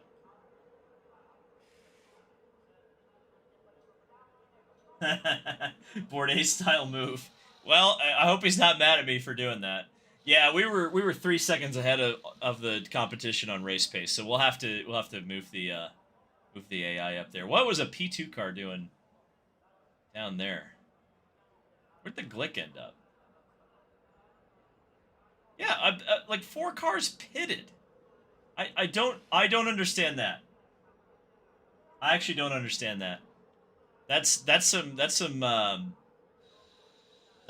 Corsa stuff where the AI are pitting when they shouldn't be pitting. So that'll have to be changed. That'll have to be fixed for sure. For sure. Okay, well, I guess I can't see the replay, so unfortunate.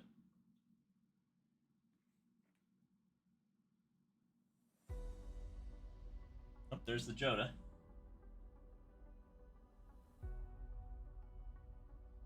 Yeah, so no one can find the replay. I think there were a couple. So, can the chat explain anti-aliasing and why I should mess with it?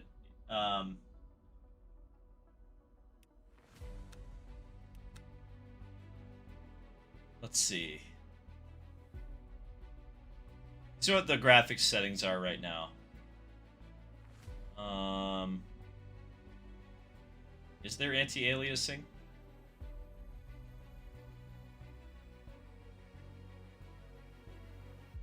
No, I have not done that. Should I do that? Let me know, chat.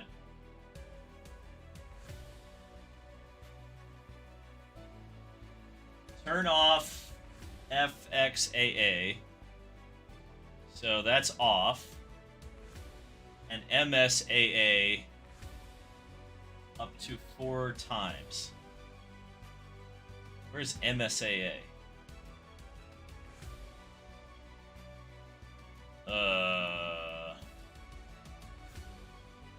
FSAA, okay. There we go. Why? Okay.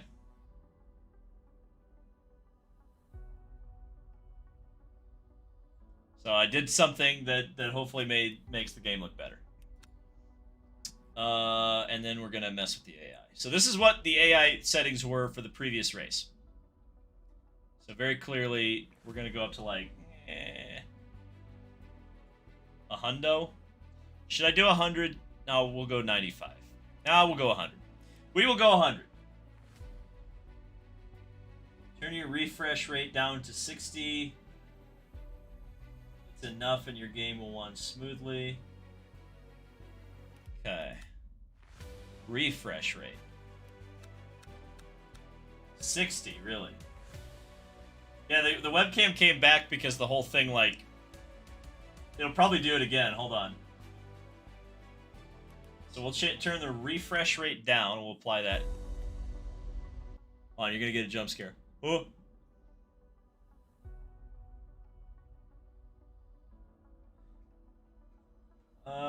Okay. Uh-oh. Okay. I don't know why it was doing that. What should we do now? You know what? I'm not going to do a race because we'd have to do a whole hour. But I have to see it. I have to see it. You know what? We're going to do LMP2. We'll do something a little bit more different. A little bit different. Oh, hang on. The other thing I want to do. Before we do that. Run the game in borderless mode. The camera... well, we don't need the camera. I mean, I don't need the camera. Camera would look nice, but it's fine. Look at settings here. No, not that. Controls. Okay, next MFD page. Okay, we'll just do this. Next. Okay, we won't do that.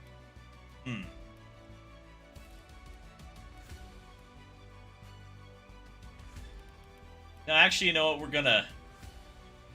I don't have enough buttons on my wheel for this.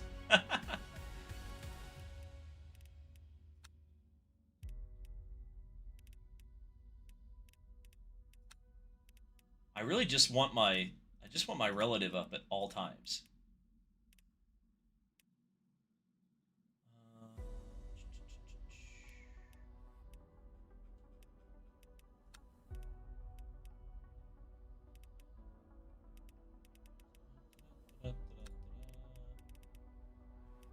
Yeah, I'll just change the setting. I'm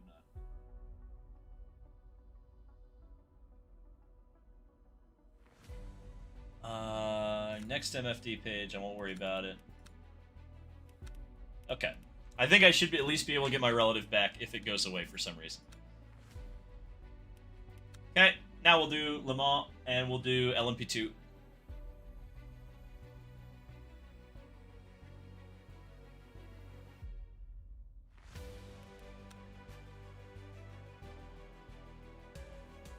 What car, what LMP2 livery am I gonna go with?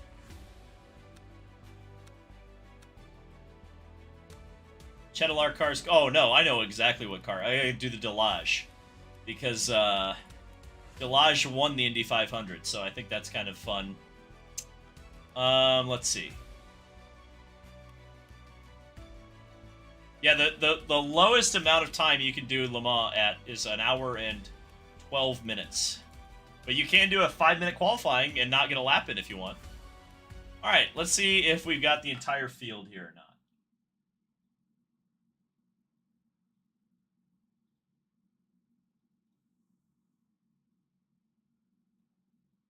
You know, for a game that only has, you know, not that many game modes right now. There is a lot of like customization, which is encouraging. The fact that there's a lot of stuff to kind of tailor the game for you. I mean, we haven't even messed with the weather really at all yet.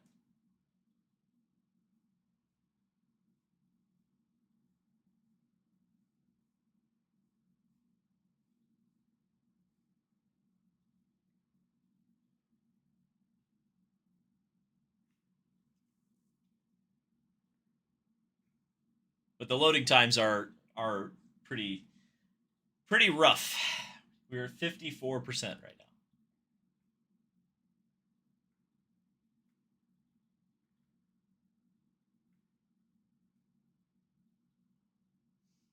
I also didn't know there were 38 turns at Le Mans. You learn something new every day. Yeah, you know what's funny about the loading times? You can just see the viewers like bleeding off the stream. You can just see that. You need to jump straight into heavy rain, huh? I don't know about that.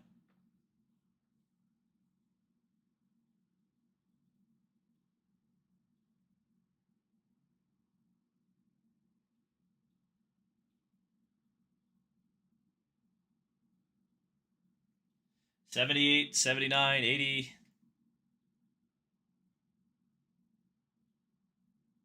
Yeah, if we just didn't worry about load times, probably be all right. I hope these graphics settings are better. The chat tried to help me out with the graphics settings to make it look a little bit better. So we'll see if it runs more smoothly now.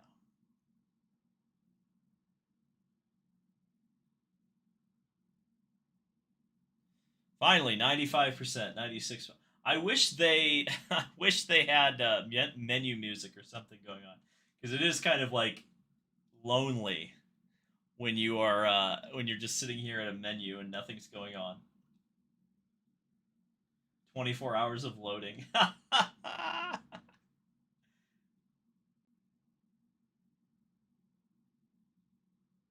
Le Mans Ultimate is launched with 4,500 concurrent players.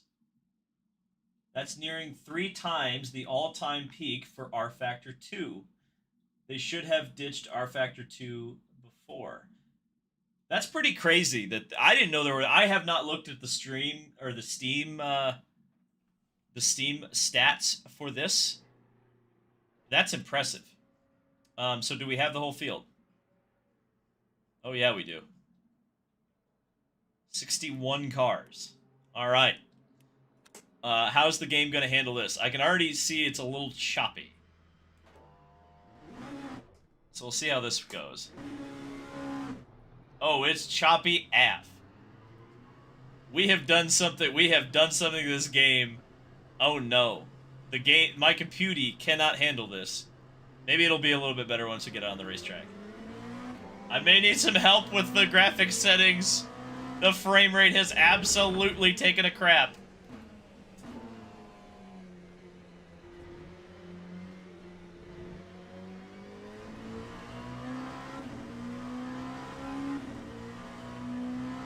Tell you what, the LMP2 car is nice to drive, though. Wow, this is a nice car to drive. This feels great. Whoa, guys! Whoa, guys! He says as he just completely total dentist move there.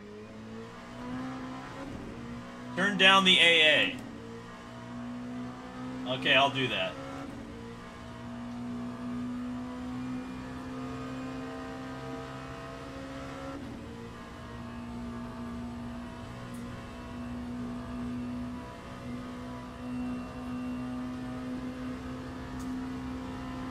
.24 frames per second at Le Mans.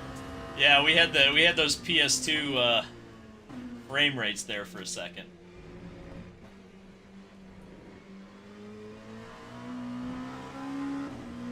And I guess that's why people like consoles, right? Is that you don't have to mess with any of that stuff. Either the game works or it doesn't. You don't have to find a specific setting for your specific console.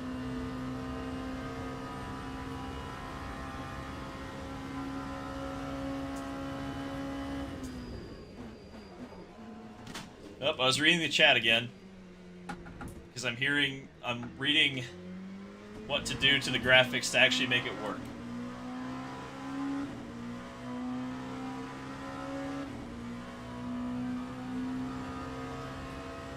May need to turn the preset down to medium.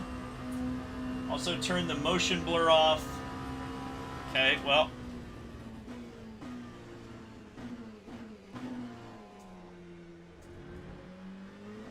And I will have to back out to do that.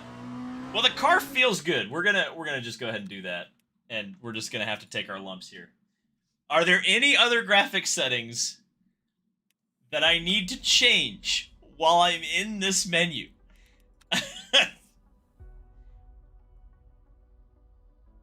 Okay.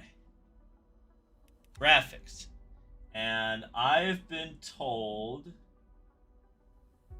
that I need to turn the motion blur off. Motion blur is off. Shadows are a killer. Oh, we don't need shadow blur. F that. We'll turn the shadows down. All too low? Well, no, that's no fun. That'll look like crap. I have a PC that makes Automobilista look absolutely amazing, so it's not my fault. Lower the post effects. Where we got them post effects at? Ah, yes. Post effects. We'll go low on those. Why not?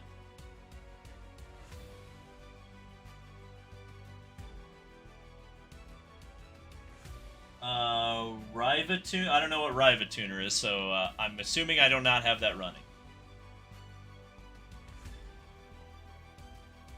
Okay, I am on post effects, shadow, circuit detail, texture, special effects. Special effects will go to medium. Reflections to medium.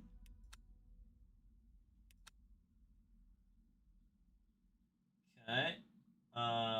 Special effects are already all on medium. Reflections.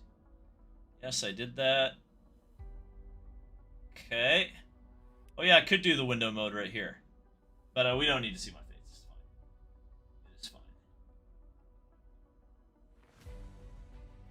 It is fine. Okay, the chat has tech supported me. I believe this is good. We're going to apply that.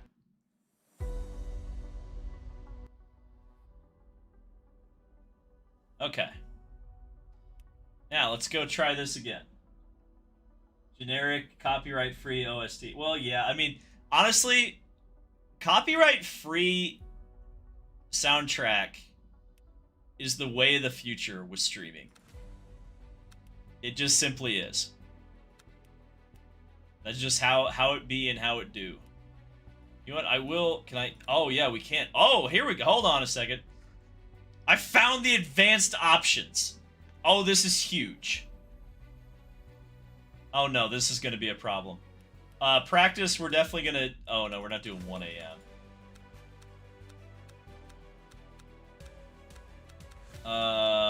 Yeah. Let's do a night session. Or, like, evening. We'll do happy hour.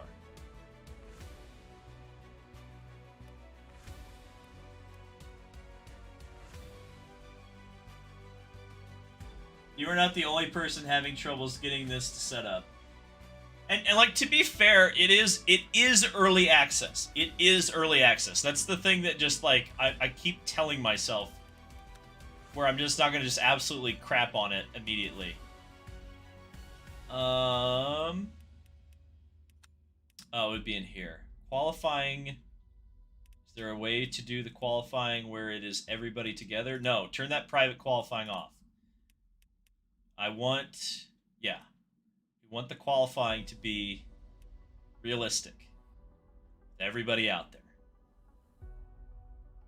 Okay. Okay. I'm feeling good about that.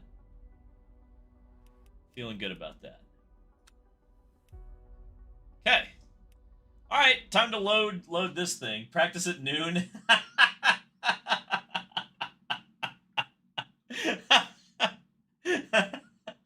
No, I don't.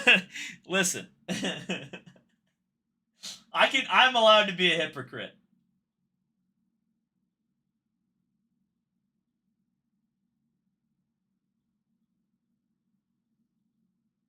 Minimum race length is still 5%, even though you cannot set the race to be 20 minutes. Can you set the race to be 20 minutes at Le Mans?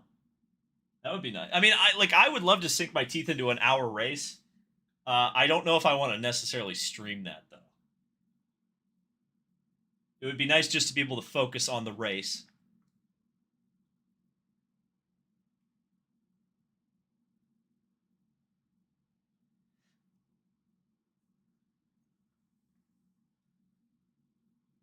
So my question is with the it is loading a bit quicker. Well, I appreciate that, chat. Um, but like, tell me about the Steam chat, the Steam, because the thing that I always thought about this game being early access, which I thought was good for them, was that if Studio 397 is kind of like hedging their bets, like how are we going to keep the doors open even if Motorsports Games goes under? The way to do it is release a Le Mans game and have it be early access where a whole bunch. I mean, 4,500 people times 30. I mean, they made a lot of money today.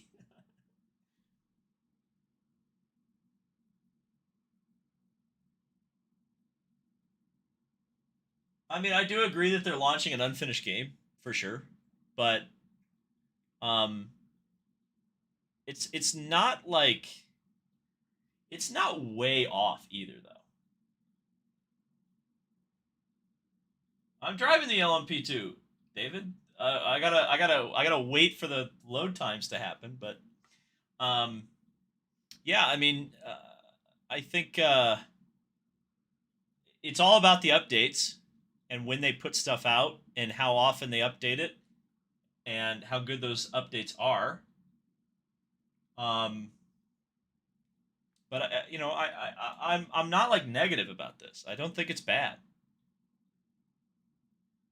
and I appreciate the effort. I appreciate that it exists because that's more than I can say about an IndyCar game.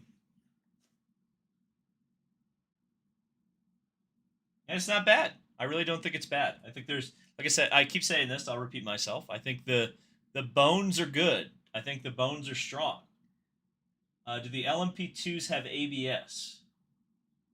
I don't think they do. I don't think they do. I don't think any car in last year's World Endurance Championship had ABS.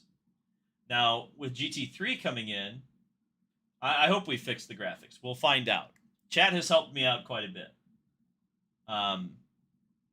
But we're at 99%, so we're gonna find out very quickly if we've solved the graphics issues. Okay, it doesn't sound as laggy. Let's see. My pit crew member is a little bit odd.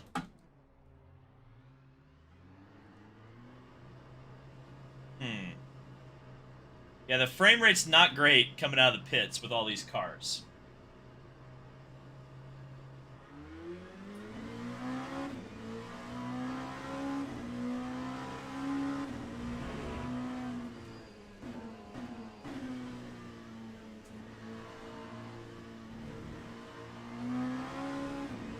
Yeah, I think it looks. This is passable at least for now.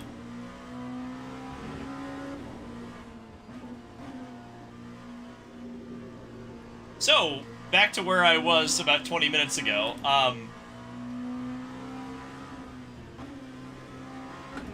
The LMP2 car feels great.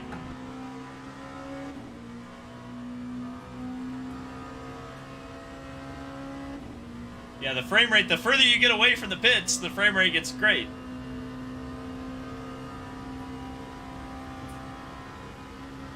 And I finally have my MFD where I can actually see what's going on. Great. Fantastic.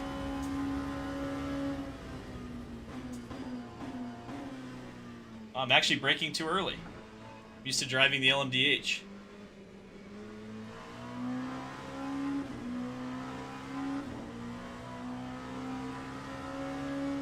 Did they actually model Del Arte?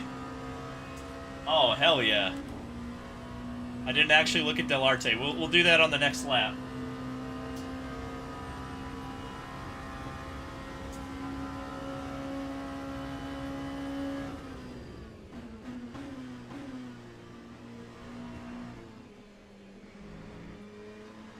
I think I have the AI on 95 if I remember correctly. Oh, woohoo! That was close. Oh, and I think part of the reason why the car feels good is the tire warmers. I forgot we have tire warmers at Le Mans. But at no other track, much like it was in the actual season.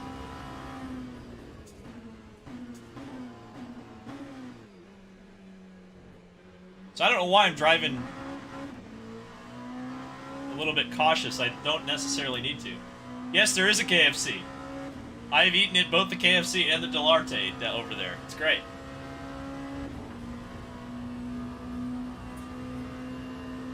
The hub looks cheap. I mean, kinda. I think it looks fine.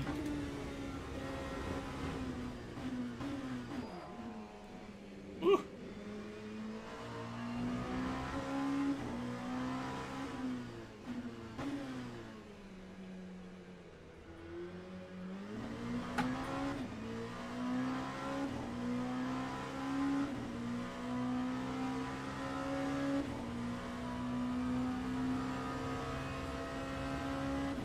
Wait a second, did you guys turn my rear view mirror off?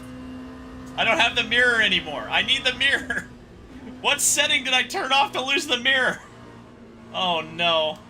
I don't know what's going on behind me. Oh boy. Whoa, guys. Wow. It does just snap when you get on that grass, though.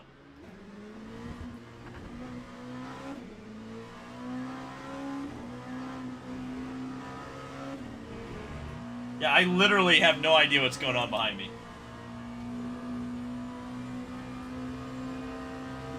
For those of you who asked how the crash physics are, I almost crashed big time right there, so there you go. Oh, there's a big curb there. Sorry, Porsche, I don't have a mirror. I don't know where I am. Mirror is 3 on the keyboard. Ah, there we go.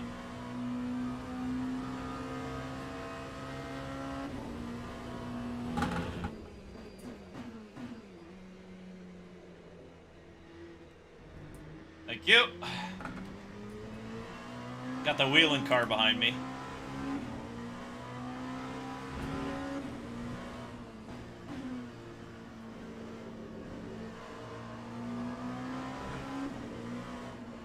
Ooh.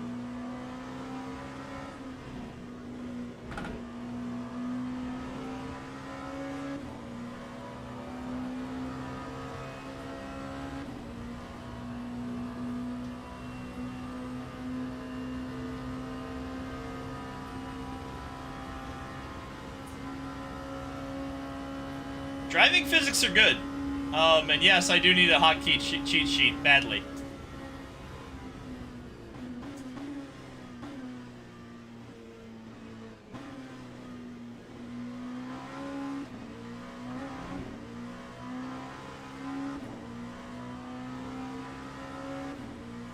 Maybe someday, in this prototype race car that I have, I will actually be able to pass a GT car. Let's see if we can do that.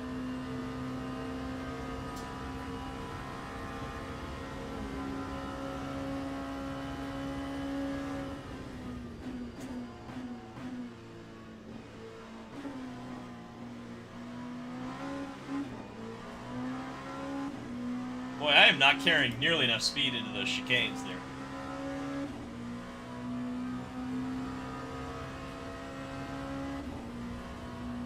Here comes El Bamba in the full-time WEC Cadillac.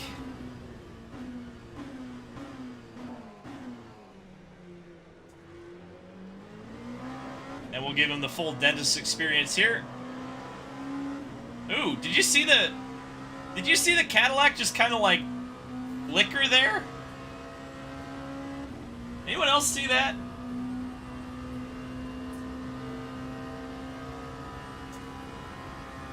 That was odd.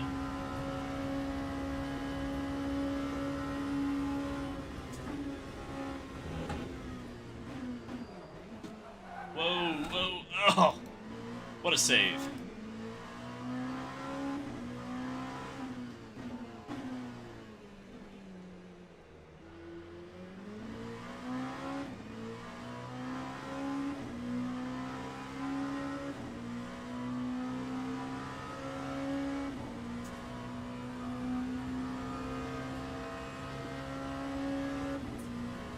Oh, Toyota apps. Oh, God.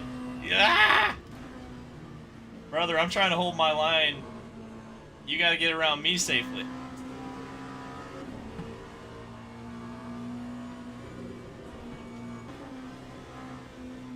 Whoa, what is the Toyota doing?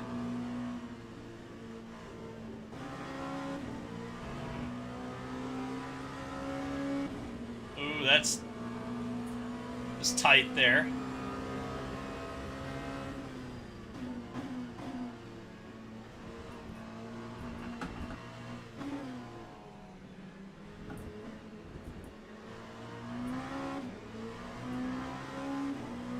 Time 3:48.88. All right, 8 seconds off the fastest LMP2 car. That's what I'm talking about. Oh, crap. Well, that's realistic.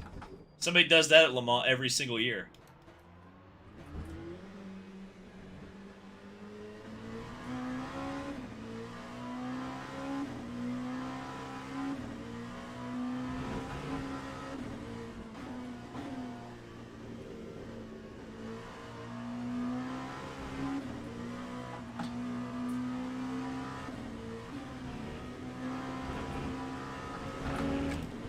Oh, ay, ay, ay. That was a little too exciting there for my taste.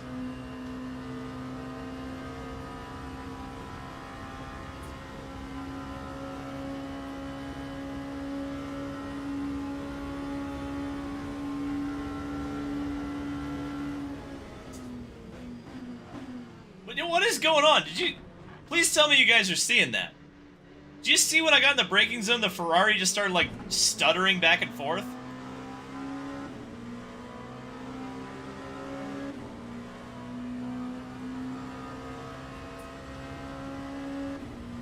Yeah, do you see that? What the hell is that? Look! What is going on?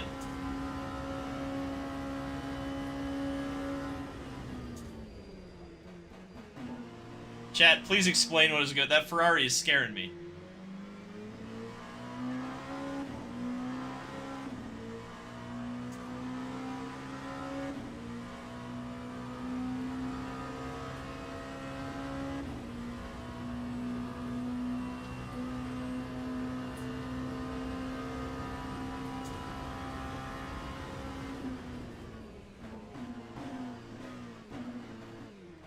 Oh, that's neutral, and that's a Peugeot just running into the back of me.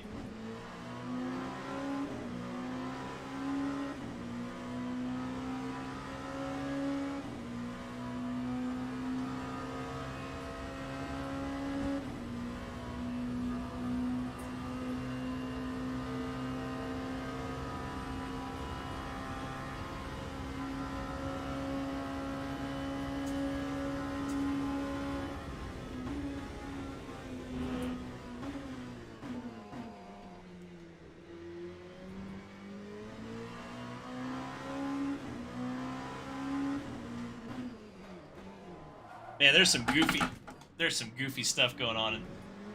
Cause like, look at the Ferrari just jumping around. And then when I went into Indianapolis there, the car was like bouncing in like an odd way. That was very weird. That was strange. Yeah, do you see how it's just like shaking? Yeah, yeah. Yeah, I don't know. Look at this. What is... Oh boy, we found a big time bug right here. Yeah, yeah. Oh, it's the big one. Oh, it's the big one. Single player lag. Yeah, yeah. All right, so that for sure is an early access. Like Monza worked fine. Sebring worked fine. Le Mans is, and it's in the title of the game, of course, right? Yeah. Okay, well that's a negative. The game, on pretty conservative settings, I would say, cannot handle 60 cars at Le Mans for sure. That has to be what that is.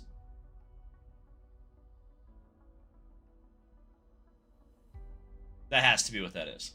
Yeah, that's a little bit upsetting.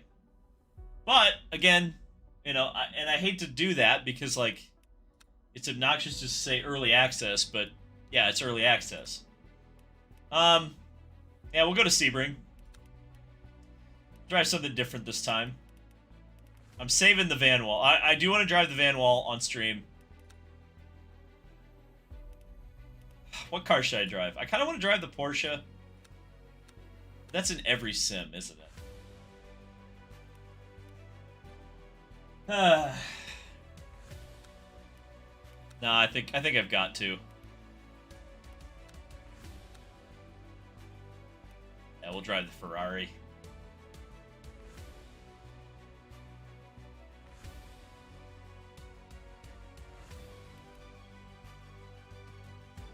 Now, you know what? I feel like everybody's driving the Ferrari. We're going to drive the Porsche. I want to drive the Porsche. It's my stream. I'll do what I want. Drive the Proton car. At Sebring. I'll just skip practice. I don't really care. We'll just do the 20-minute qualifying. And then a 24-minute race.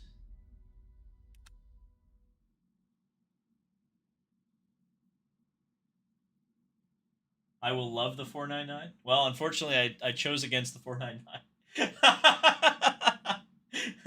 The delayed chat is interesting. It's always fun to see the delayed chat.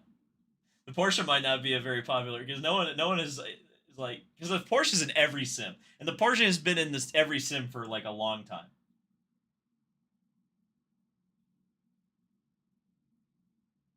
Maybe wait for the 2024 963. I mean, what's the difference between the? Oh, I guess they have changed a few things, right? Yeah.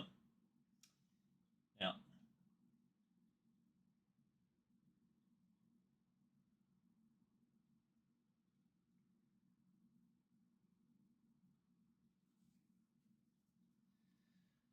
Loading times not great.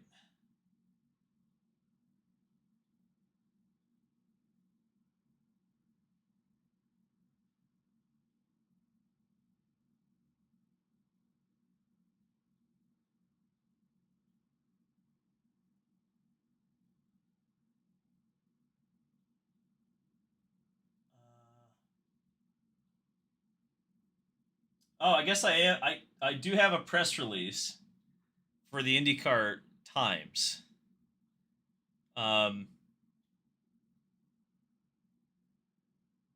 So we have noon for St. Pete, 12:30 for Thermal. Eastern? Oh my God, that race is going to happen at like 8 o'clock in the morning on the West Coast. That's wild. 3 p.m. for Long Beach, which actually makes sense. It's Eastern time, yes. Yeah, so that's noon Long Beach time. They don't have a time for Barber. Indianapolis Road Course is 3. Indy 500 qualifying is 3, which doesn't make any sense because why would you have a start time for that? But anyway, 11 a.m. for the 500, which really means noon. Detroit noon. Road America 3:30 p.m. WeatherTech at 6 Eastern, which is 3 local. 1:30 p.m. for Mid Ohio. Night race 8 p.m. For the first race, and then noon for the second race. Good Lord, we're not sleeping that night. That's for sure. Streets of Toronto 1 p.m. Worldwide at Gateway 6 p.m., which is actually good for that race. It means it'll end at night. Portland 3 p.m. Eastern, which is noon local. Milwaukee race 1 6 p.m. and Milwaukee race 2 2:30 p.m. And then Nashville Super Speedway at 3 p.m. So yeah, not bad. I wish Nashville was a night race, but you know, it's fine. It's fine. At least it's on, I believe, NBC. Hold on, let me make sure that's on NBC. Yeah, it's on NBC. All right. No, I'm cool. I'm cool with that. Cool with that. As long as it gets on NBC. All right. The cool thing about Sebring is that you start from the goofy little. Oh shoot! What the? We were right at the end of the pit lane. You start from the. You start from the little tents that they have. I think that's fun. Have you done wet weather racing yet? No, I have not yet, and I'm a little bit worried too with the performance of the game with 60 cars out there.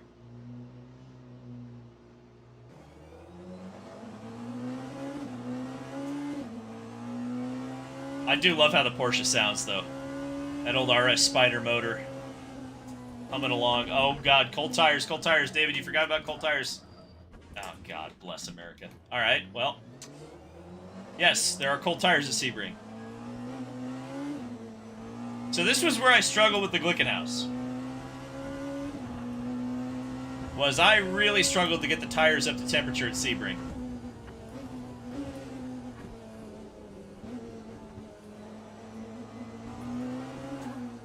Oh!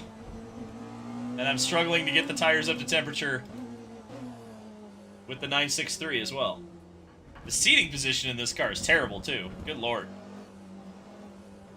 Cannot see the apexes whatsoever.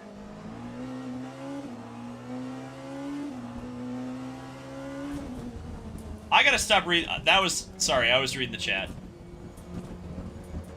Okay, let's actually drive the car, David.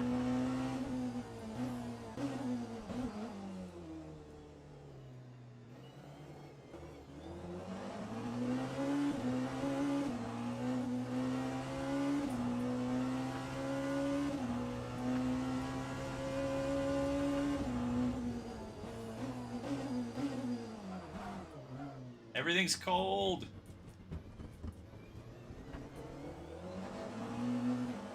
I'm definitely ruined by Assetto Corsa at this track. Because I learned all of the braking zones based on Assetto Corsa and how the physics work in that game. Then I get here and it's just totally different.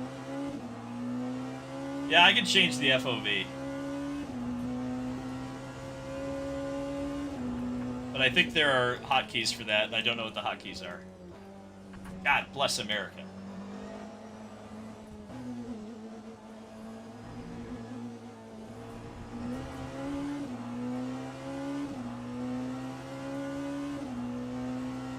Trying to get these old Michelins warmed up here.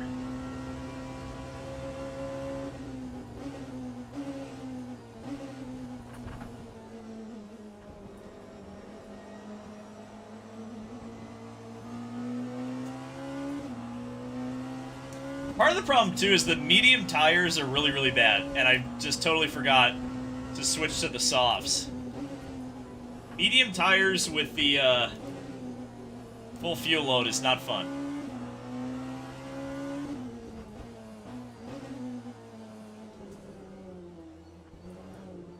Good lord. Should have gotten into first gear there.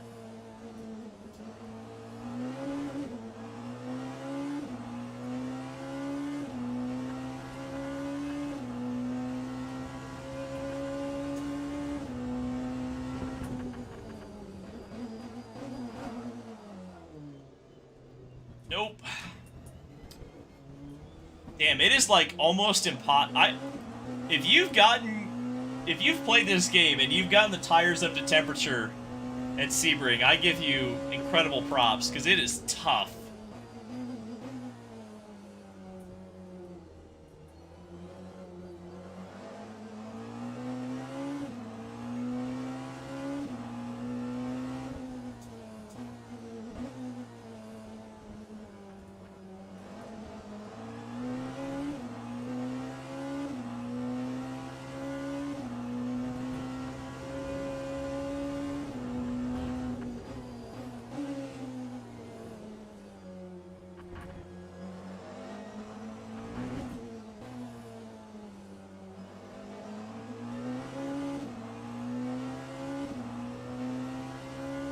The temperature is slowly but surely coming into the car, but I have to drive like absolute crap to get it even close. Oh boy. Woo!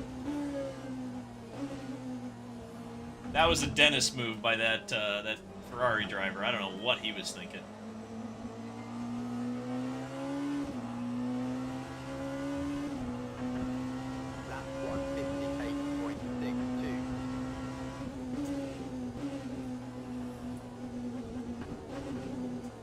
Man, I am slower than I was in the Glickenhaus right now. I think I might be turning in too early. I'm definitely turning in too early at 17 and 1, and then I'm turning in too late for all the slow speed corners.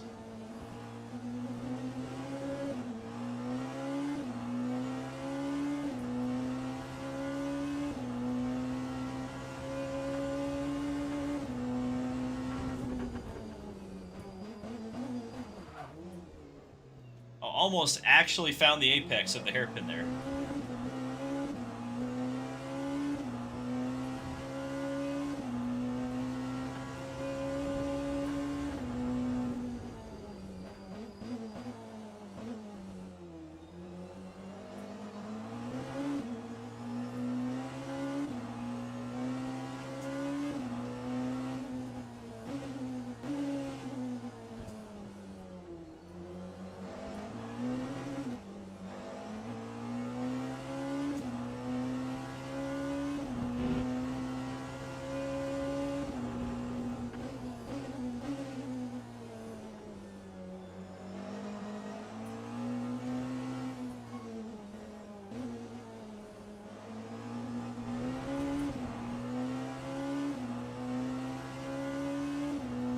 Are you able to play this on a controller? Probably. I wouldn't recommend it. I don't know how this is... It's hard to keep the car under control on a wheel. See? So I don't know how you would, oh boy, whoa, look out. Okay, here's what we're doing. We're taking the fuel out of it for sure. We'll watch the replay of me going bye-bye there.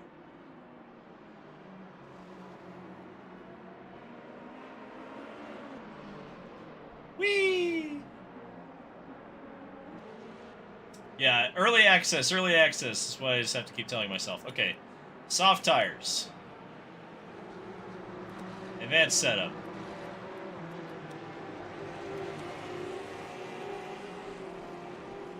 I do not need that fuel in there. The car is too heavy and it handles like crap. Okay, here we go.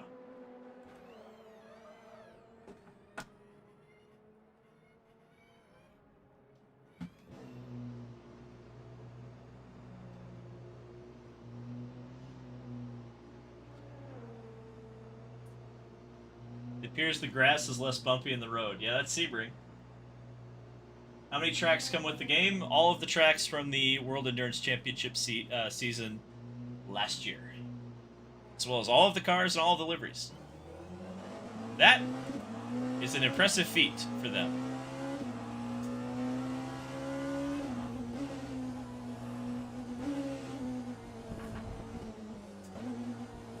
Okay, the car already feels significantly better. With less fuel and softer tires.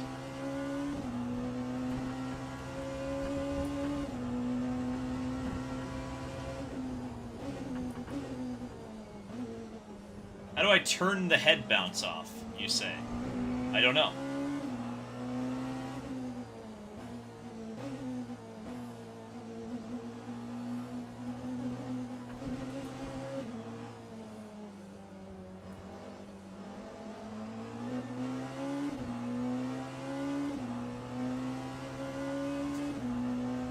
Ooh, that's dangerous. Woo!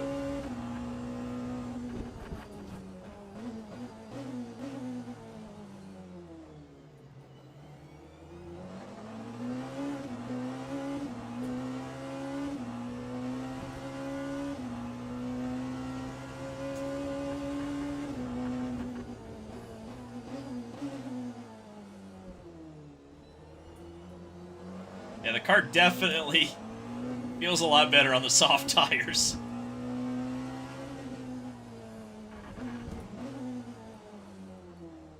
I hate those medium tires. They're bad.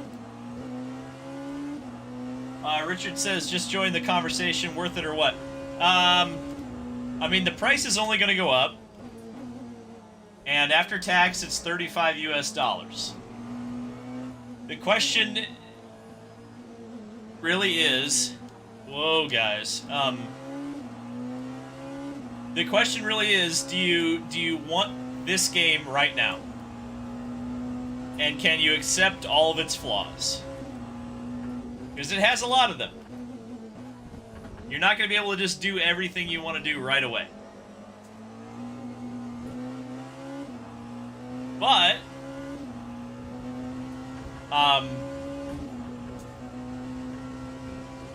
there are some redeeming aspects to it. The driving's good, and the AI is good at some tracks to race against. So I think there's, I don't know, it's your $30. You have to make that decision for yourself, but I think if you really like this form of racing, oh my god. I think if you really like this form of racing, you'll enjoy this game. And hopefully it will only get better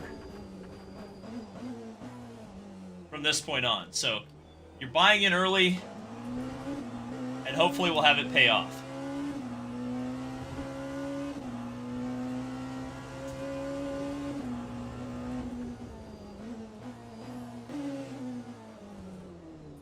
Nope, the car's just like, I'm not gonna stop. I don't care what you do, I'm not gonna stop.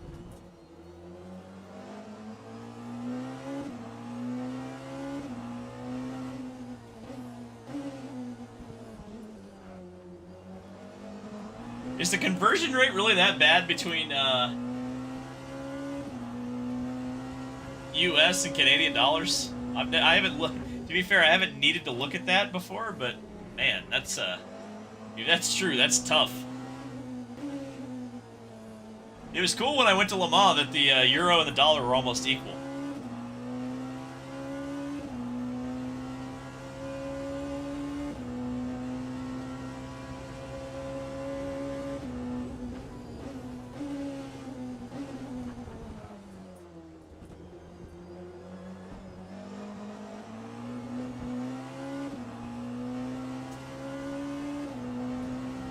Alright, we're getting some heat in the tires.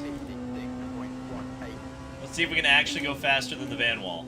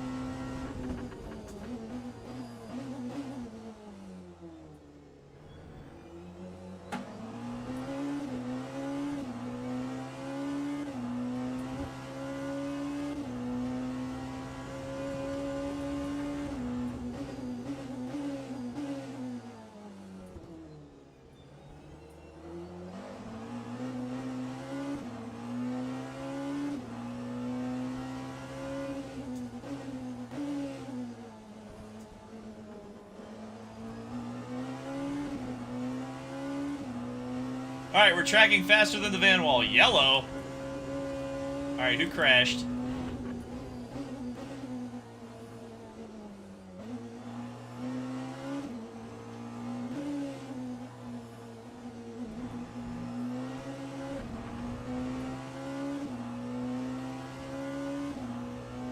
I have yet to see a yellow, so I'm curious why there's a yellow in the sector.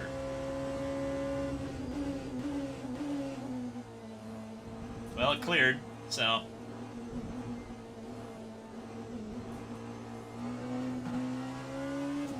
Man, a ridiculous amount of understeer. I'm still not faster than the van wall. That's tough.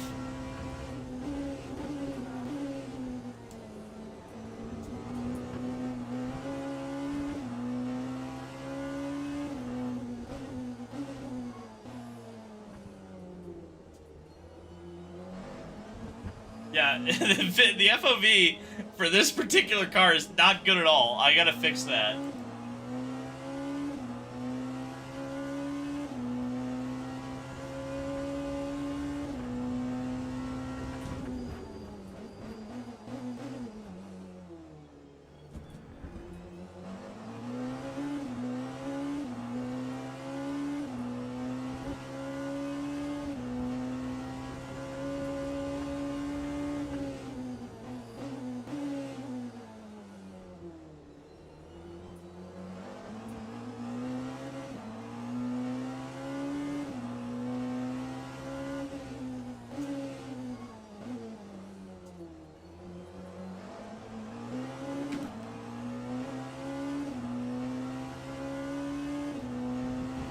Yellow flag here. I wonder what that's for. Whoa, guys. Oh, wait, can I pass under you? I bet I'm not allowed to do that. Oh, they didn't say anything. Okay, we'll keep going.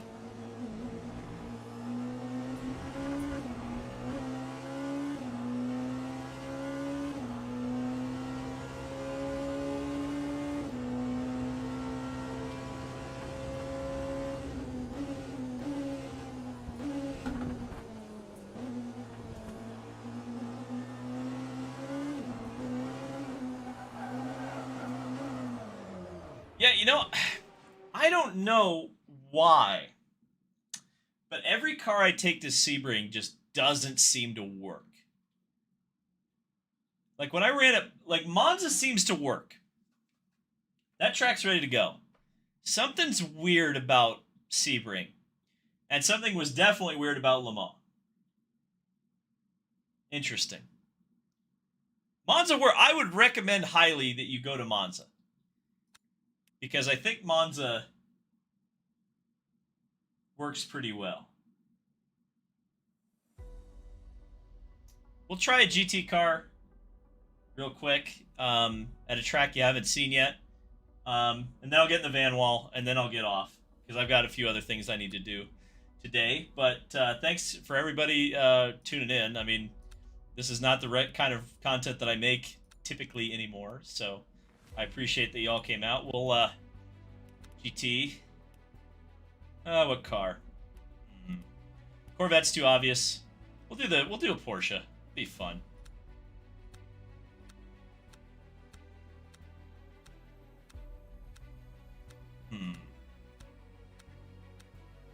Yeah, we'll be Michael Fassbender. Oh, well, there's rain in practice, allegedly. So you guys will get to see this. Let's do it.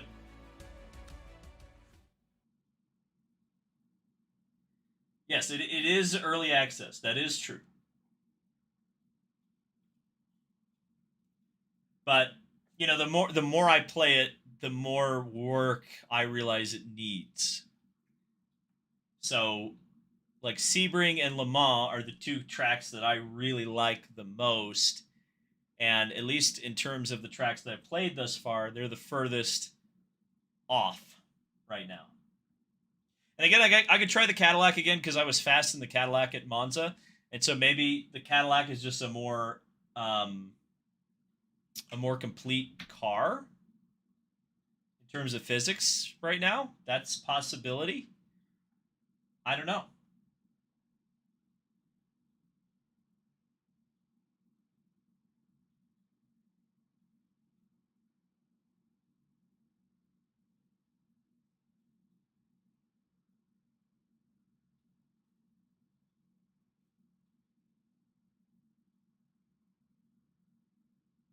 $52%. The loading times are terrible. This is Le Mans Ultimate, and it is on PC. I believe at least one of those things is in the title of this video. I don't think I specifically put that it's on PC, but it is on PC. Brake bias change. Yeah, maybe that's what I need to do. I'm certain you can make that change. But I don't think it's just brake bias. I mean, like the car, the tires, especially at Sebring, never heat up, which I think is like that's not necessarily a bad thing, but the tires never keep heat in them. So, again, I'm not a World Endurance Championship driver, but I'd like to think after like 2 or 3 laps at Sebring, your tires would have temperature, so that you could make the corners and brake where you want to brake a little bit more easily. Because again, at Monza, you warm up the tires. Once the tires come up to temperature, which they do, you're good, and you can push. At Le Mans, the issue with Le Mans was that just the game can't handle it right now.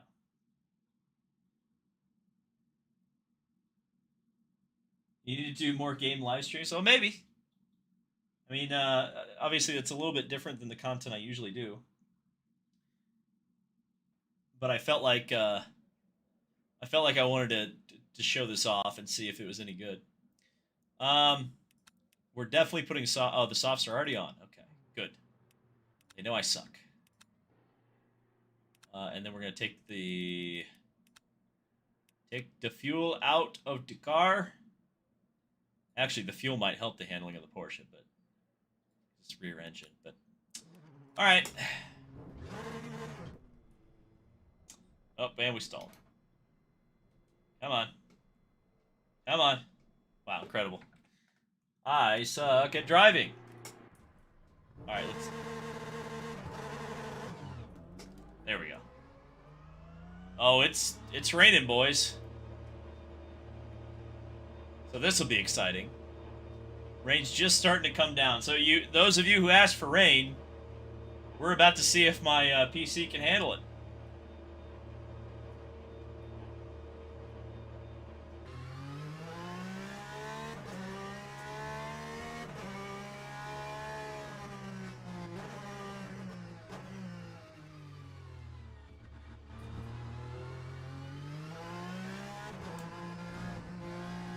Ooh, the GT car actually feels... Ooh. I do like how this drives. Maybe this is the car I should have taken to Sebring.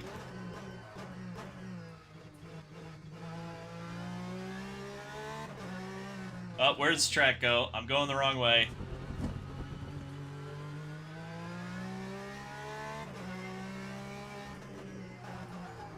Oops, never mind. Why every time I say, oh, the car feels good, I spin out? Oh, no. Come on. There we go.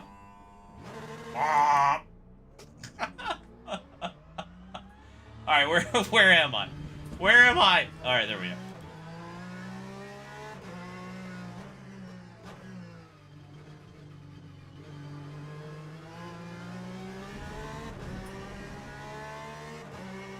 Alright, we'll try to keep Ian James behind me here.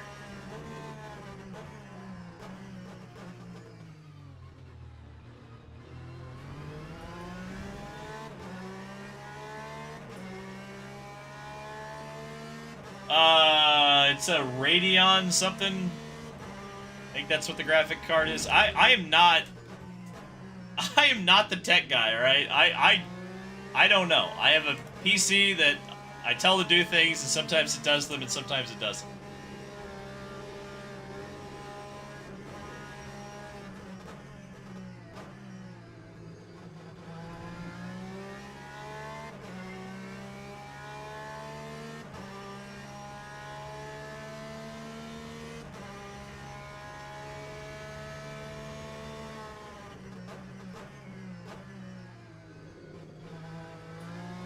You know, low key, the GT cars are kind of where it's at. Oh, this in the next lap will not count. Thanks. Thanks, Eduardo.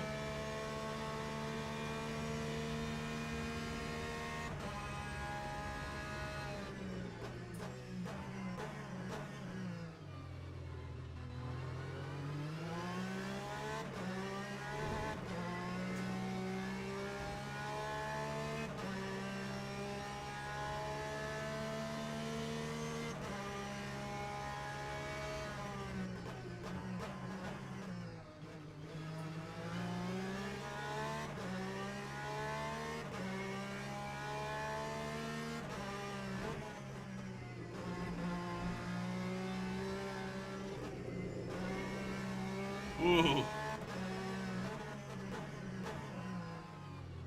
Oh, he's gonna send it. Oh, a little bit of contact.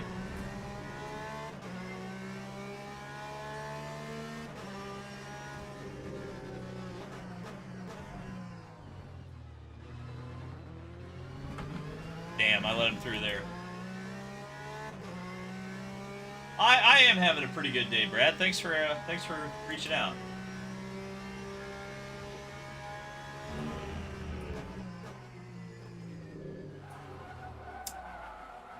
I have got to stop reading the chat. In the middle, driving high-powered race cars.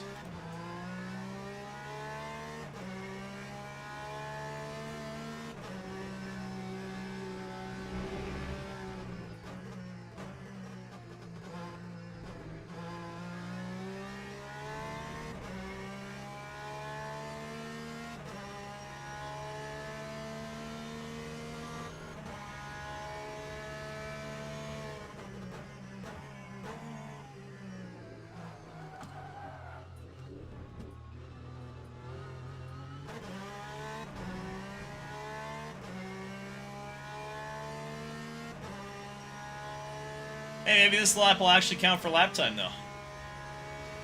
I mean, the one I'm just starting.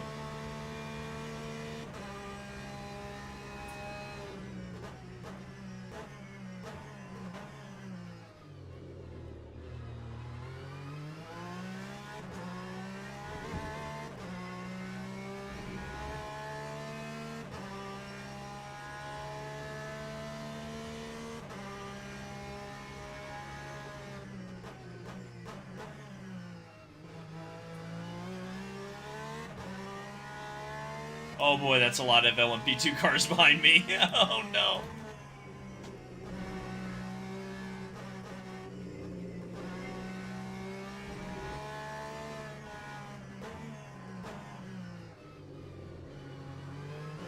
Oh, what? Are you kidding me, right? Well, no one has donated, to be fair. But yes, it is kind of funny to think about that. Look at this crap. Look at what this Ferrari did to me.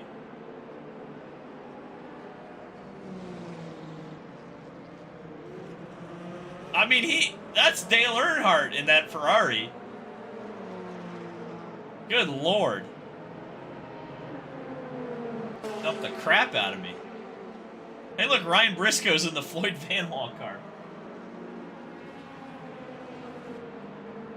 Man, incredible.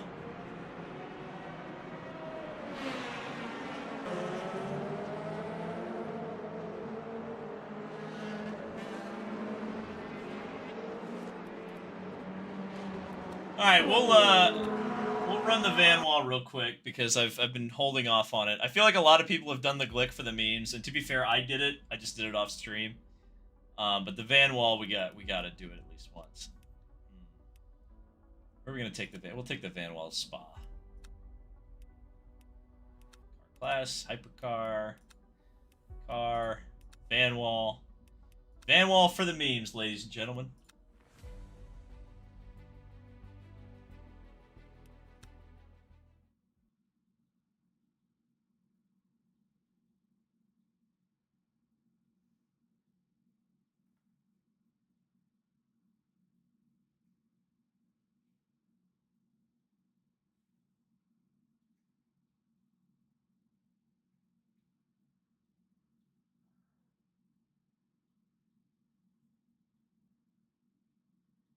$47%. The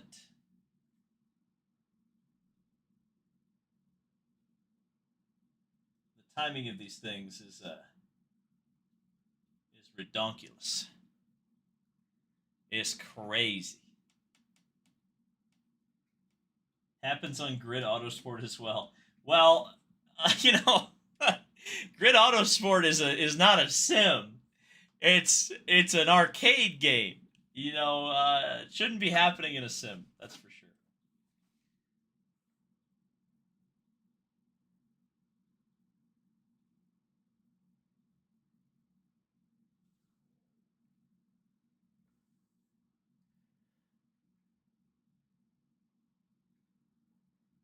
Yeah, I don't know. I thinking about this. I think the jury's out. Jury's out on. I mean, again, it's early access. We'll see what the. There's no way this comes to console. I'll just say that right now. There's no way it comes to console. At this point, I'm just hoping it gets finished for PC to a point where it's very, very playable. Where, because right at this particular moment, it's not quite playable, I would say. I think if you go to Monza in the Cadillac works. For sure. Monza in the Cadillac works. But there's a lot that needs to be fixed. A lot that needs to be improved on. And it's up to you to figure out if that is going to get done or not. We'll go out with a fuel tank because this car is going to be slow anyway. Oh, listen to that. Oh, man, listen. Anti-stall activated. Well, at least this car has anti-stall, which is nice. I wish that GT car had anti-stall. Okay, we're getting passed by a P2 car coming out of the pits. That's the most Van Wall moment of all time. Okay.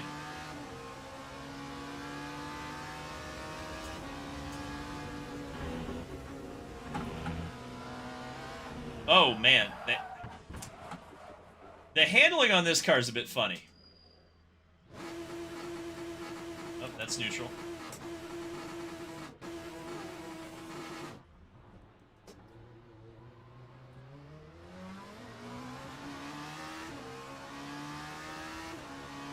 Yeah, the handling on this car, like, the wheel feels really, like, light. Like in the center.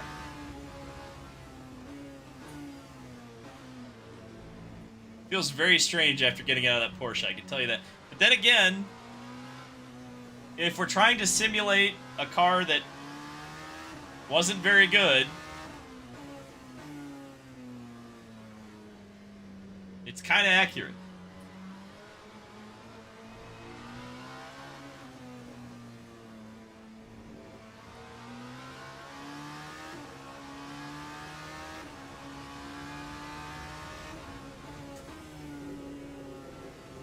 You guys are waiting for the whoa guys, whoa.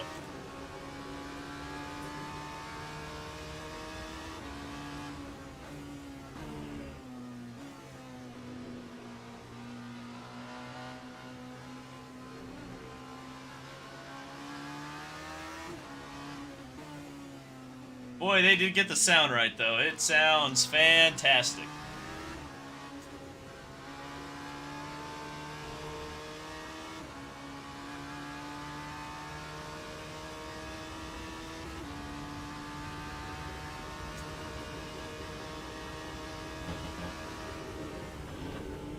Man, it is so twitchy in the high-speed corners. It's so twitchy in the high-speed corners. Whoa, guys. It's also twitchy in the braking zones too, apparently.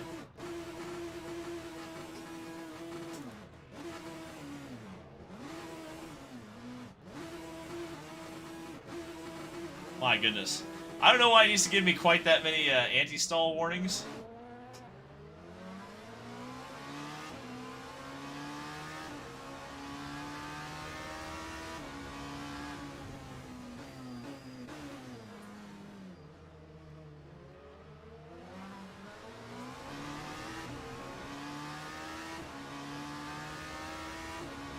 Okay, now I need to know.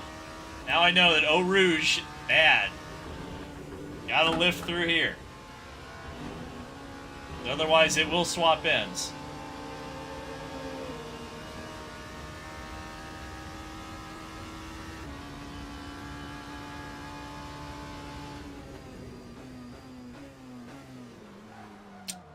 That was on me. That was on me. For sure, that was on me. Uh-oh. Hold the brakes.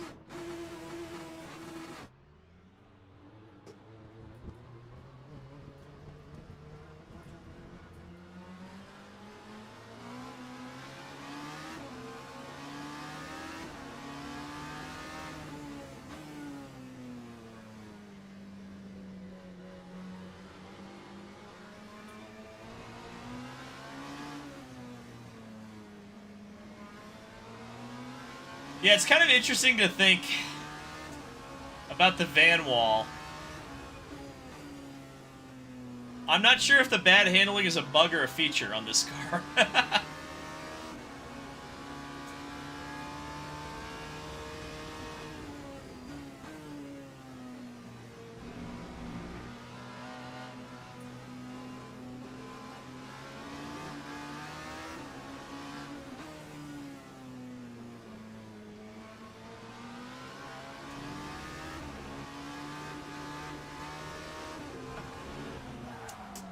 And we are having cold tire-itis, too. Again, this is another track where it just seems like the tires are just not coming up to temperature.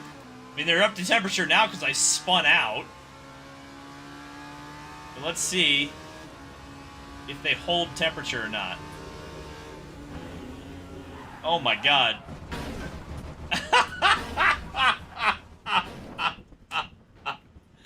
Oh no. to drive this car. Wait, look at this goofy driving this van wall. I mean, part of it is staying off the curbs, obviously, but that would have been, we would have wrote the tub off there. That thing was gone. Man. Well, I think this is where we're gonna call it quits for the time being. I think they definitely have to work on the, yeah, the tire physics aren't there, I don't think. It's weird. And it's weird, too, because it worked at Monza. Like, Monza, the car comes up to temperature. Like, you have the cold tires, but it's not permanent. It's very inconsistent, but again, it is early access.